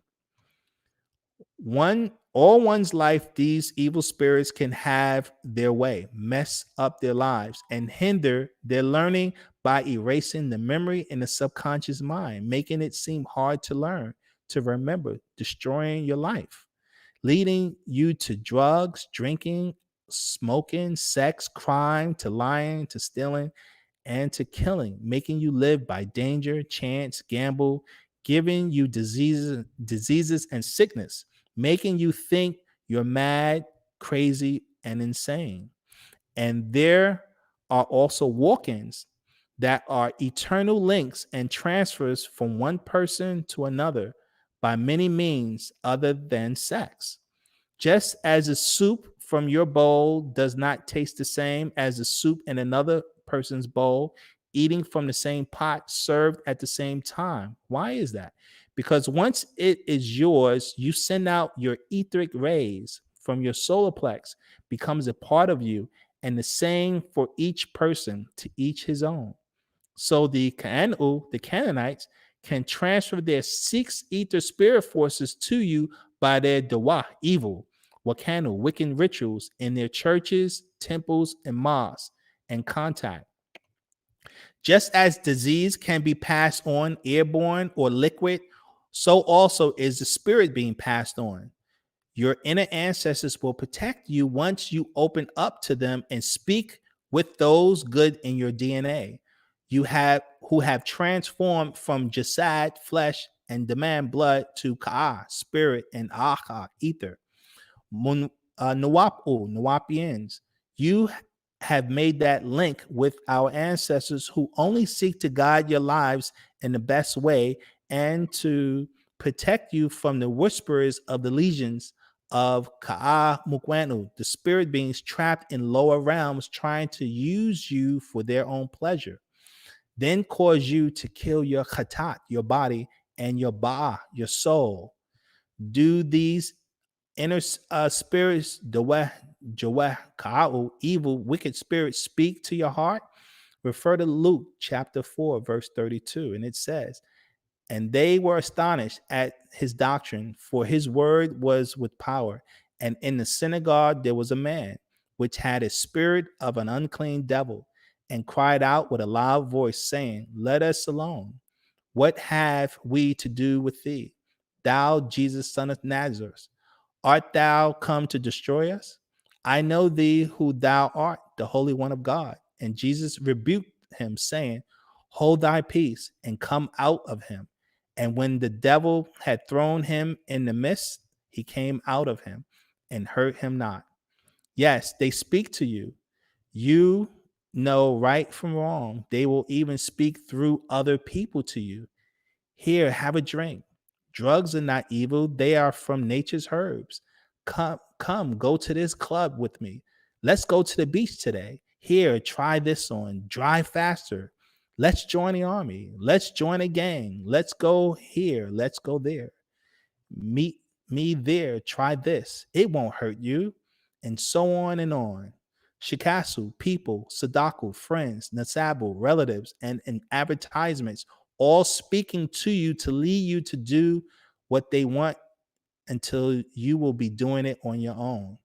Look on this website at this or that, and you're hooked, addicted, and you lose your own willpower. You return over and over to watch porn in many forms. You are now a slave of flesh, living by the khatat, the body, and not the ba'a.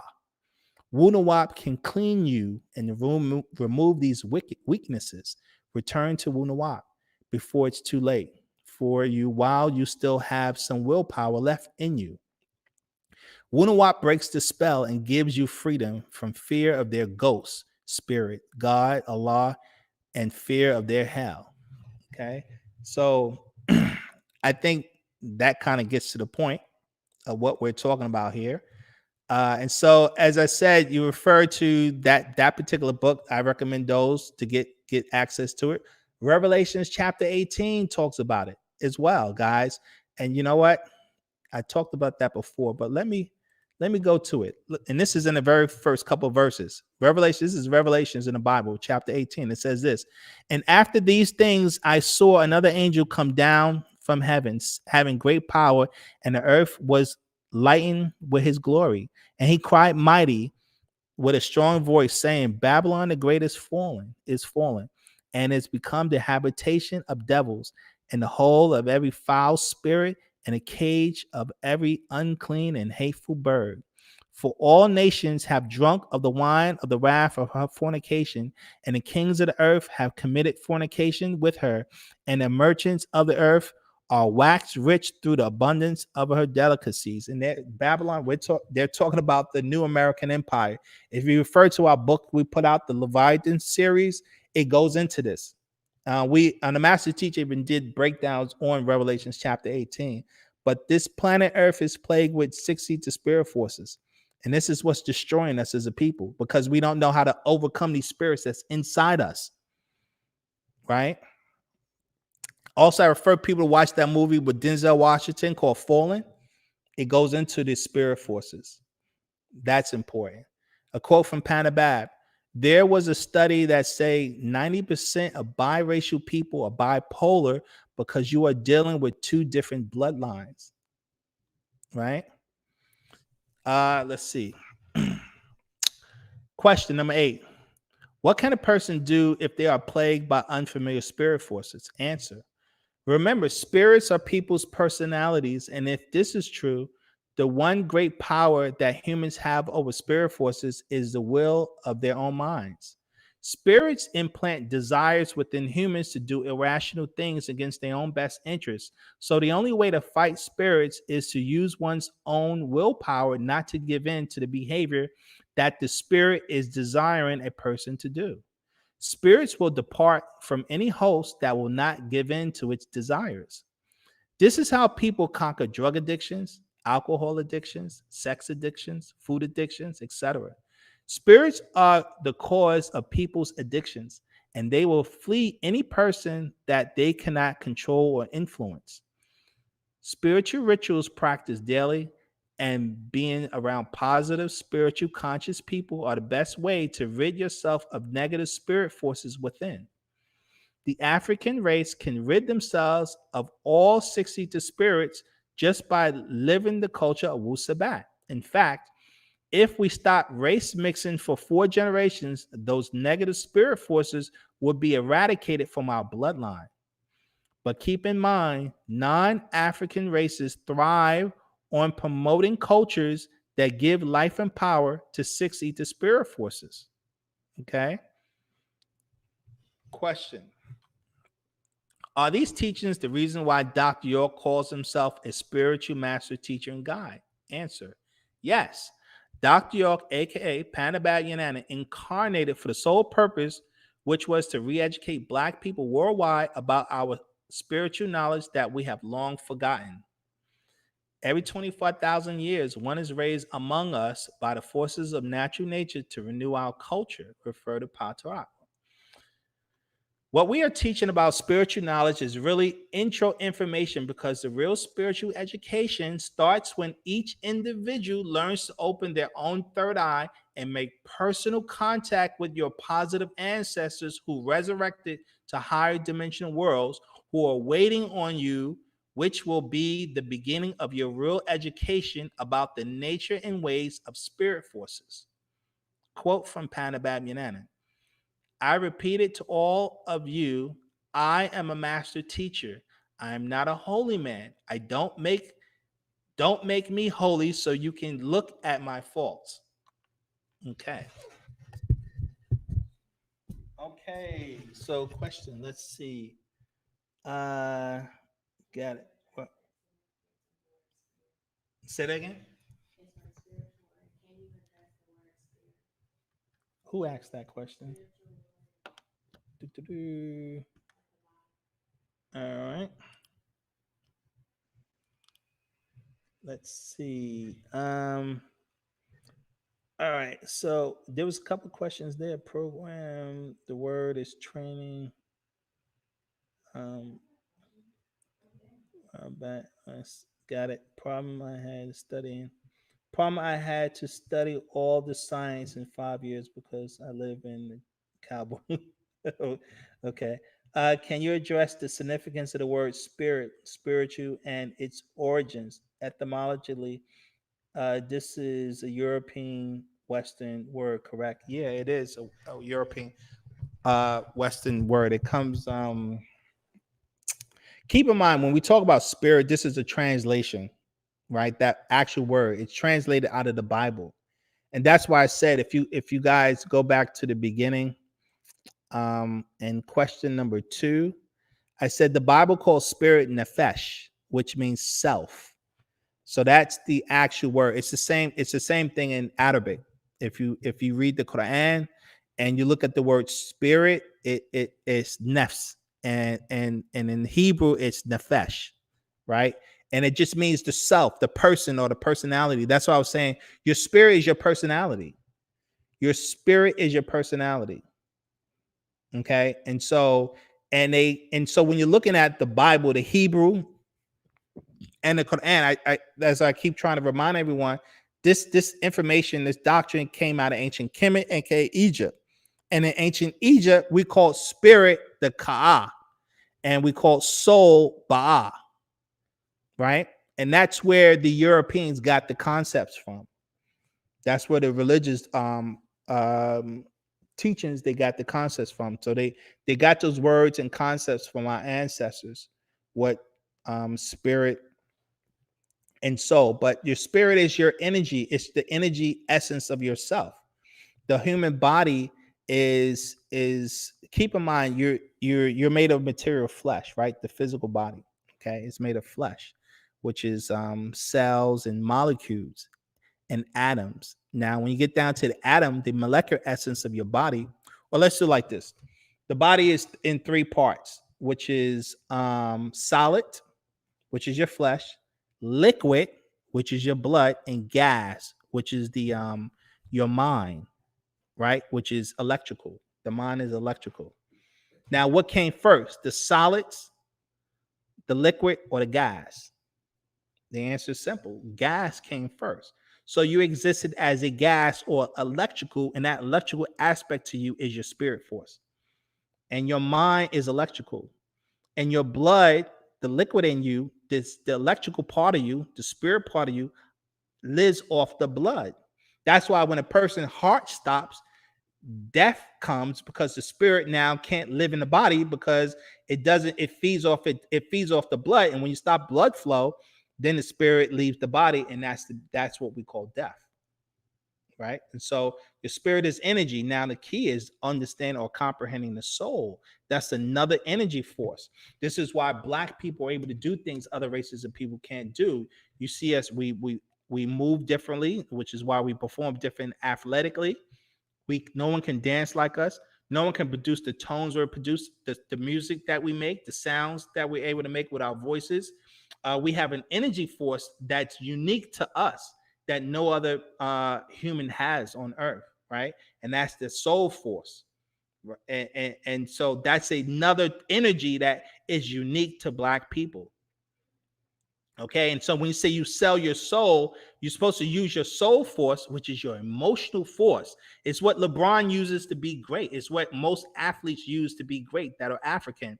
They're using their soul force to do it. Okay, the great singers in our culture, they're using that emotional force that we have as African people. And so when we say you sell your soul, is because we're using our soul to live our human lives, and we don't use it to develop ourselves spiritually because we're so caught up in European culture or foreign cultures. So we're basically giving up our soul force. We're not using it to develop ourselves spiritually, because your soul is what carries your spirit into the other dimensions. Your soul is what carries your spirit into the other dimensions. Remember, your spirit is your personality. If you want to maintain your personality, provided you're positive, your soul is what is the energy, the vehicle that takes you from this dimension into the other realms. The only way you're going to become aware that this is a reality, though, is by doing spiritual work. So I got to keep repeating the same thing. You have to do the spiritual work in order for to understand these concepts. But let's keep going. What other question? What are the spiritual rituals? Okay, Mari. What are the spiritual rituals? All right. So prayer is one. I do that in the beginning of our discussions. I introduce you guys into the prayer system. The key to the prayer is to say the prayers in our language, right? So there's nothing more important than using language, because it's not so much the language, but it's the tones. Your body has to vibrate at a certain tone. Okay, we say the A tone. You have to get your body into what we call the A tone. It has to vibrate. Now, so you have the prayer systems, you have meditation, right? So what is meditation? Meditation, best way to describe meditation is conscious sleep. So in essence, what you're trying to do in meditation is when you go to sleep, that means your consciousness shuts down, your body shuts down, right? And you go into the sleep state. Well, that's kind of what you're trying to do with meditation, except you're trying to maintain your consciousness. So what you're trying to do is clear all your thoughts. It's like going into complete blackness, where the mind is at peace, is calm, it's at ease with itself. And when you can shut down your thoughts, because our mind is constantly thinking about the world, right? It's thinking about paying bills. It's thinking about eating. It's thinking about, I got to do this for my children. Or I got to do this for my friend. Or I got to go to work. Or I got this assignment to do. Or I got homework to do. Our mind is so preoccupied with this life. As the master teacher says, we're caught into persons, places, and things. Our mind is always on some person, some place, or something, and it blocks you from developing yourself spiritually. So meditation teaches you to quiet the mind. It shuts down all those thoughts. And when you're able, and when you learn how to do that, then you'll be able to connect with your higher self. You have a higher level of awareness, but you're not aware of it because you don't do anything to try to tap into it. And unfortunately, European culture will never teach you these things. That's why I said, I played in the beginning of this discussion, European culture teach that you don't even have a darn spirit or a soul. The only people that even talks about it is their religion, talks about spirit and soul, but they never tell you the science of a spirit or soul. They don't explain it scientifically, how to develop it, how to experience it, how to become aware of it. You're not to believe this stuff, you're supposed to know it. Okay, T Tiger says, why Caucasians don't have a soul? If soul supposedly means mind, body, and spirit, but they have a spirit, and we obviously see them having a mind and a body. Okay, so when I said soul is emotional force, soul is an emotional force. The soul force is the essence of nine ether itself. The soul force is what grew the universe itself. Okay. So once the universe grows, the universe takes on its own spirit energy.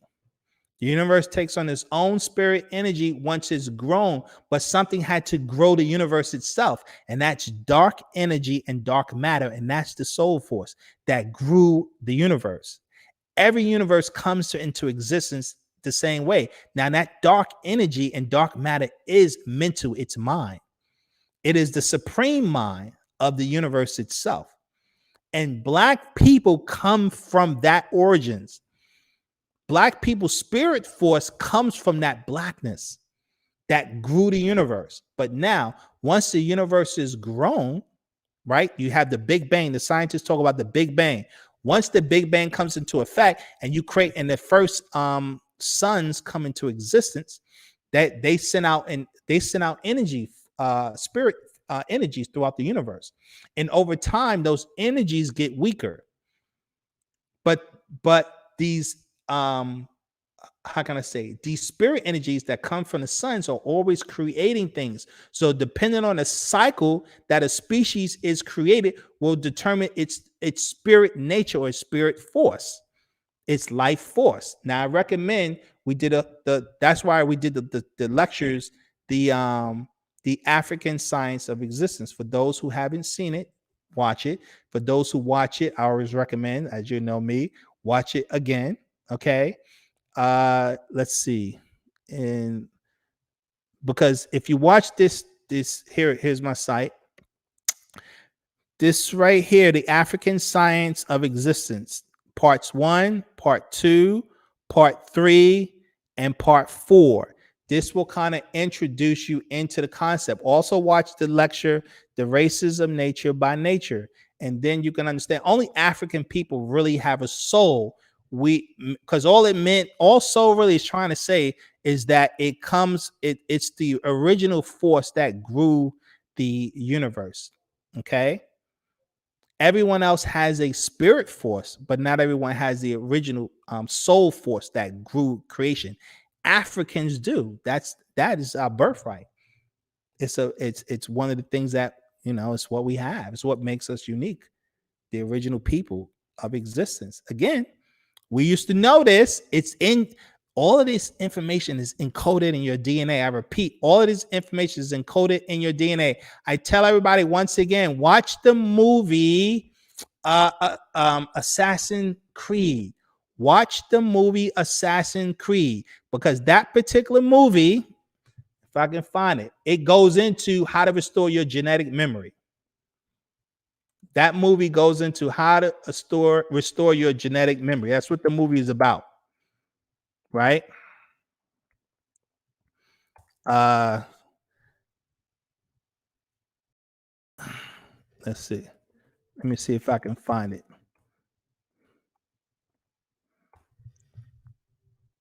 Very important movie, Assassin's Creed. Here it is. Old Navy's this way on Okay. jobs and so I got much the more. commercial. Role model for all those little girls. Get through Magic Johnson's commercial. Old Navy will provide 'Cause, 20,000 jobs by 2025. All right, so here, check this out. I think they do it in the trailer.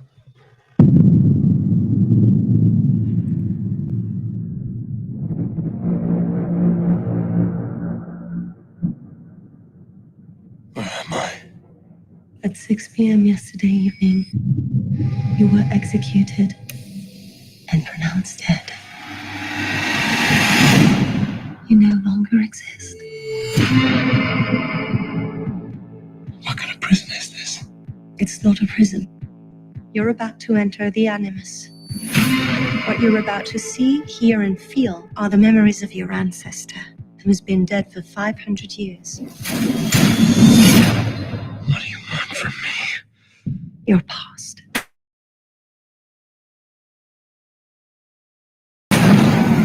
For the Spanish Inquisition. I am God, even though I'm a man of God. My whole life in the hand of God. So y'all better quit playing with God.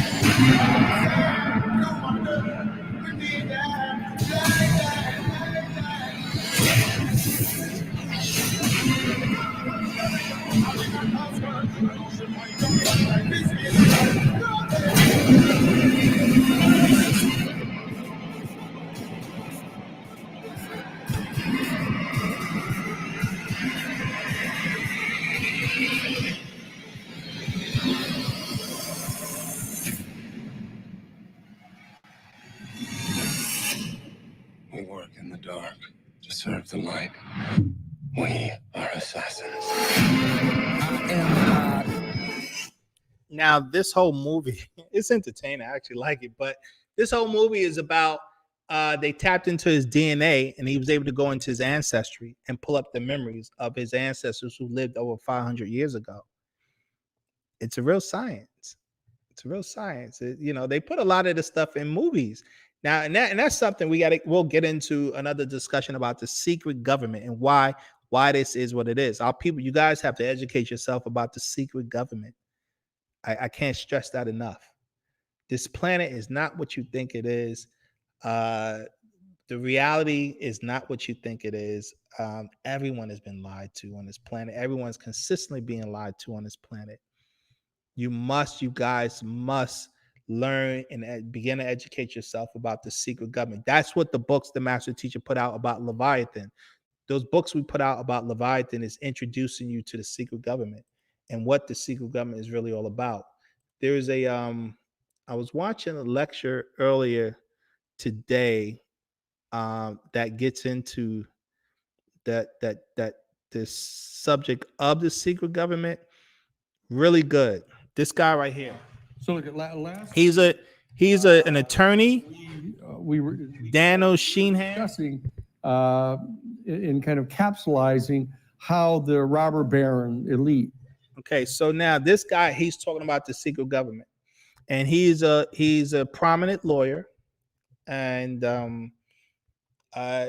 this is a video that I highly recommend you guys to look into. There's another one also, another lecture you guys should familiarize yourself with is let's see, that gets into the secret government. All of these subjects are very important. This right here, this one's called The Dark Side of Alan Dulles.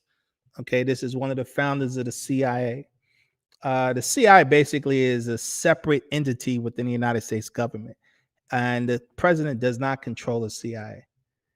Okay, and it's very deep, and learn the origins of what the CIA is and what it's about.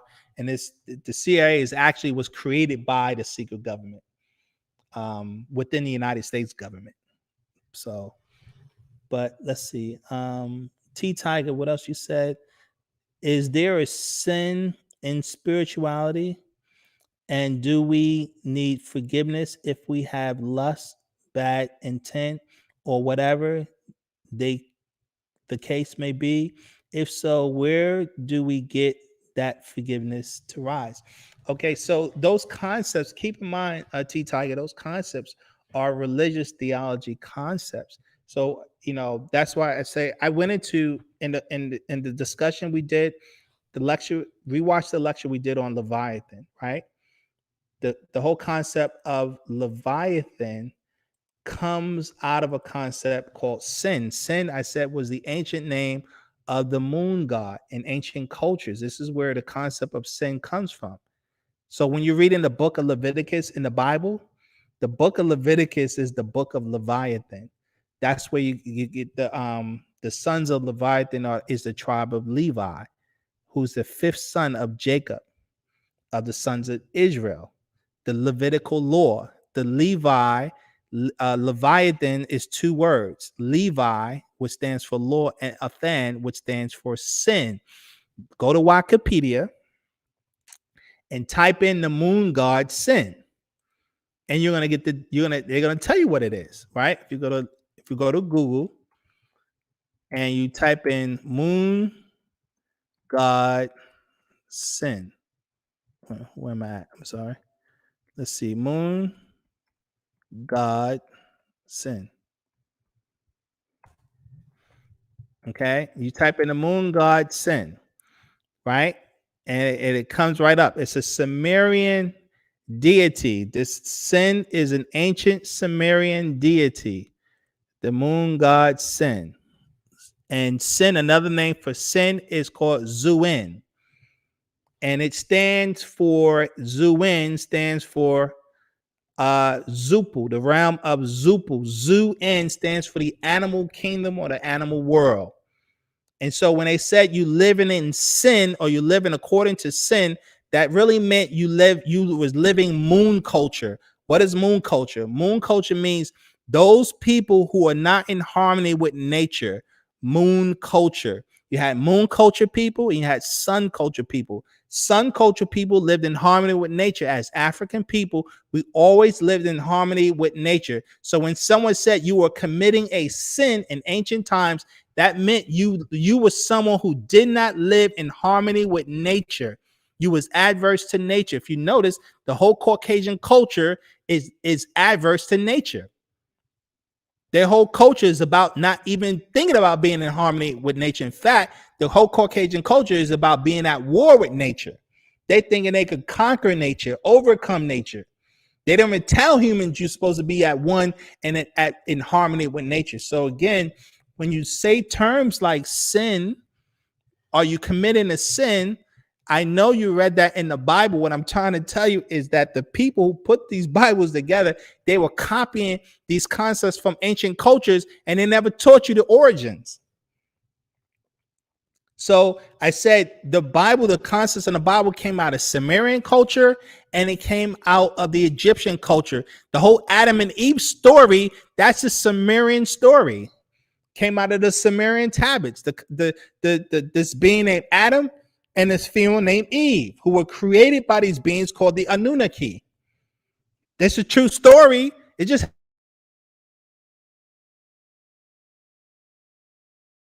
has nothing to do with us as Africans. You know, that story is about Caucasians. It's not about us as Africans. We predate all of that stuff.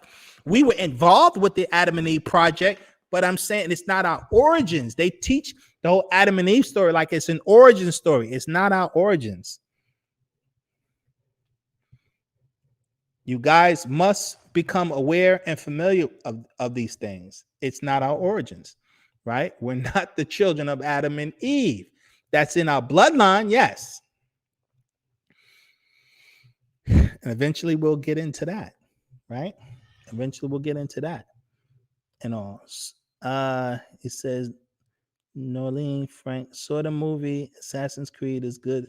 It's good enough. That's right. Yeah, that movie is really good. So again, we're at that time. I hope, you know, if you guys have any more questions, I'll address it real quick. If not, we're going to close out. But I hope this gives you some insight. This is all I can say, that this is a very intense subject matter. This is not something that you're going to get overnight, trying to comprehend the concept of spirit, trying to comprehend the concept of soul. This is about studying. This is why we always recommend to constantly study the information to make yourself aware of this subject matter. It's just that our people have been denied right knowledge for so long, and we've been so miseducated by the Caucasian and their educational system. You have to become, in order to even begin, I think, to help you guys with comprehending this doctrine, you also need to become really aware of the secret government, Leviathan, because sometimes it's hard to understand why something may be true without comprehending what blocked you from that truth. The information, people who guys, keep this in mind too, especially us black people that's in America, and really even black people on a continent. Black people all over the world, our whole education is really European-based education. And we've said this many times before. Why would the person who enslaved you and make you serve them ever teach you anything that will help you liberate yourself? Remember, I repeat, black people learned about these religions, whether it be Christianity or Islam, through people who enslaved us. The Arabs enslaved our people as Africans, right? And they pushed Islam on us. And the Europeans enslaved us as Africans, and they pushed Christianity on us, right? Why would our enslavers give us anything that will liberate us? Think, people. You know, they're not going to give you anything that's going to liberate you. That's why white people to this day, they control everything. We don't rule anything, you know? And so, question, if unfortunately I hurt someone for defending my property or loved one, I know what is the Bible. What do I do as an act? What'd you say? Oh, I'm sorry. Mari? Yeah. Question. What is Wunawap? I came in the middle of your teachings. Wunawap. Wunawap is the ancient science of our ancestors. It's the science of sound, right, reasonability. Basically, it was a culture. As Africans, we always lived in harmony with nature. As Africans, it was a culture living in harmony with nature based on the principles of Ma'at, based on the principle of the wisdom of Tahuti or Tahuti. If you're new to any of the things that we're teaching, it's very important just to go through our lecture series. I mean, there's so many lectures on our YouTube channel, and just pick one and just start watching, and you will begin to be educated about what this culture is. But to make it simple, Wunawap is an ancient culture of our ancestors, what we practice throughout Africa. And in essence, what it means is we as African people, we always lived according to the laws of nature. And we had a very advanced and high culture, guys. As Africans, they try to hide that, you know, and they always show Africans living in the bush and living in the jungles. Oh, that's a lie. Like the Sands tribe that live in, the Twa that live in the bush and the jungles, they were the rulers. They were the original rulers of Africa, of Egypt. The dynasty Egypt, they were the ones who built those pyramids with the little ones, believe it or not. The only reason why they're living in the forest and the desert right now, because they were pushed out of power over thousands of years by the taller Africans. And that's a whole nother story we'll get into later. But we come from a very advanced and high culture that has been purposely erased by our adversaries, try to erase our history. So, and we're going to do discussions on African culture and discussions about African civilizations, right? And how advanced our culture was. So we're going to do detailed discussions on that, because you guys need to be educated about how your ancestors lived. Because what you see now in Africa is a copy of Europe right now. Africans are trying to copy the European models, and people are thinking that that's modernization. No, guys, the Caucasian to this day don't know how we built those pyramids, man. We built monuments all over the globe. We traveled the whole world. There's a history, an ancient history that they're hiding. They're hiding your origins, guys. You come from greatness. Remember that. But let's keep going. T Tiger, if unfortunately I hurt someone for defending my property or loved one, I know what is in the Bible. What do I do as an African? You have every right. Remember, rule number one of nature is preservation of self and kind. Rule number one of nature is preservation of self and kind. I went into that those teachings. If you guys look at the lecture we did on Ma'at, the African system of justice. I did a lecture called Ma'at, the African system of justice, right? Let's see. It's one of our most popular lectures right down here. Ma'at, the African principles of justice. And so you have every right to defend yourself as Africans. We first of all, we Africans are not a warring people. Africans are the only ones that don't have nuclear bombs, right?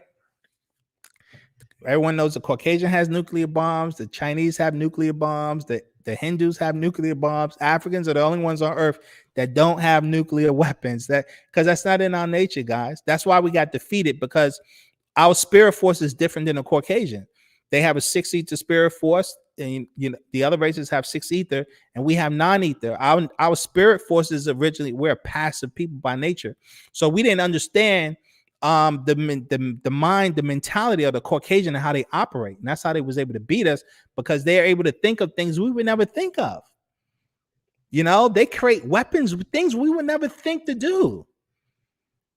They try to go around the world try to make people think they're smart because they conquered the world. No, they conquered the world because they have a spirit nature that's not in us to think of. We're not thinking of germ warfare on how to kill millions of people. Those thoughts never came into our mind. That's why Africa never had pornography, or strip clubs or things like that. There are thoughts that never even entered our brain to think of, to do to another human. And that's what I'm trying to explain to you guys. Those are two, we have distinct spirits from the other people, other races of earth. And that's why they're able to take advantage of us, because they're able to think of diabolical things that we as Africans could not conceive. You got that right, cunning folk they are. Let's see. Question. Nolene Frank says, out of the teachings tonight in meditation, if meditating and you are seeing, can that being follow you? Okay, I'm not sure what that means. In meditating, you are seeing. All right, so let's do it like this. Okay, first of all, you're connected to your ancestors. Let's keep that in mind. You're connected to your ancestors. They're special. Your ancestors who exist on a higher dimension. Now I'm talking about the positive ones. You have negative ancestors that's in your bloodline, and you have positive ancestors that's in your bloodline. It is the negative ancestors that is influencing us in our bad behavior. It is the negative ancestors that make us do things against our own best interest. They whispering into us. That's why we're doing drugs. That's why we drink. That's why we we do all the negative things we do to each other, fight each other, kill each other, harm each other. The anger we have, all that comes from the negative ancestors in our DNA, in our blood. Those spirit forces that's in us, and you have to learn how to block them. That's what the teachings of Wu Sabat is trying to teach you. You have the mental power to overcome those spirit forces. Okay, you have the power to do it. You just don't know that you have the power to do it. And you got to remember, those spirit forces are putting thoughts into your mind. Thoughts that you listen, any thought that tells you to do something that's not in your best interest, that's a negative spirit talking to you. And listen, try fasting. Anyone who's tried to fast, like eat nothing for a day, right? Try fasting, and you're going to get thoughts telling you to eat. Those are spirits. Because the thought that tells you to fast is trying to help you and heal you, but you're going to have thoughts that's going to tell you, nah, you need to eat something. There's nothing wrong with eating. That's the spirit in you. That's the negative spirit that's telling you to do something. You're trying to do something good for your body, and you get a thought that's telling you to do something bad for your body. Those are the negative spirits, and you have to overcome those forces in you. You have to overcome those forces in you that's telling you to do things that's not in your best interest. Guys, this is why we as a people can't come together. We're constantly we're sabotaging ourselves because of the simple fact that these spirits are literally putting thoughts in our mind, saying things. That's why we'll be like, I don't like the way he looks. I don't like the way she sounds. I don't trust him. Why would I trust them, man? You heard what they said. Those are thoughts coming in our mind. That's why we gossip so much and slander so much. This subject of spirit forces is very intense, is very deep. And like I said, we have been spiritually ignorant for 6,000 years. We have been plagued with these forces. Okay. So now let's see. Out of the movie. Oh, Netflix. All right. So happy. Yeah, happy. Okay. Mary Jane. Yes, they are. See, cunning folk. They are. Yep. Wu Nawab is also a living doctrine. It assists us in the right mind, reasoning, thinking, positive thoughts. That's right. Thank you for inviting. That's right. Okay. Great. Thank you for all the responses you gave. Everyone, please enjoy the holiday and week. That's right. Okay. All right. Good. So I hope this helps. We're at the end of our discussion, but I hope this helped. And I'm always recommending people to check out our lectures. As you can see here, our page, we have so many discussions and lectures. And as I always say, spread the word. Until next week, we'll be here. And so again, we close out with our prayer systems.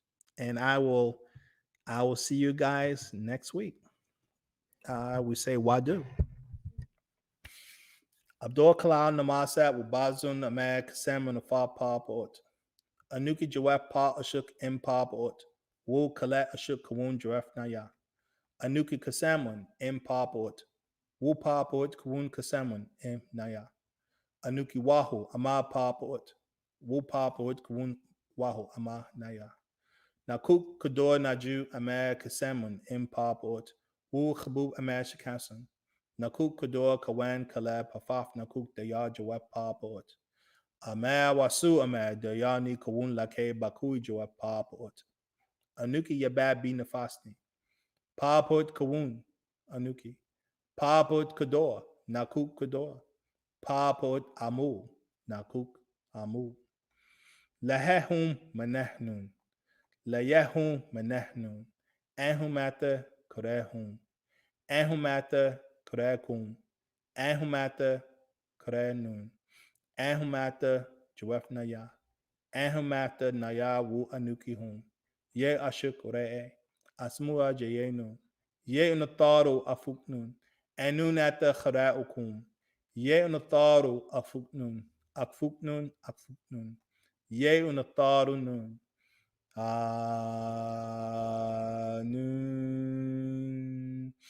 Atun.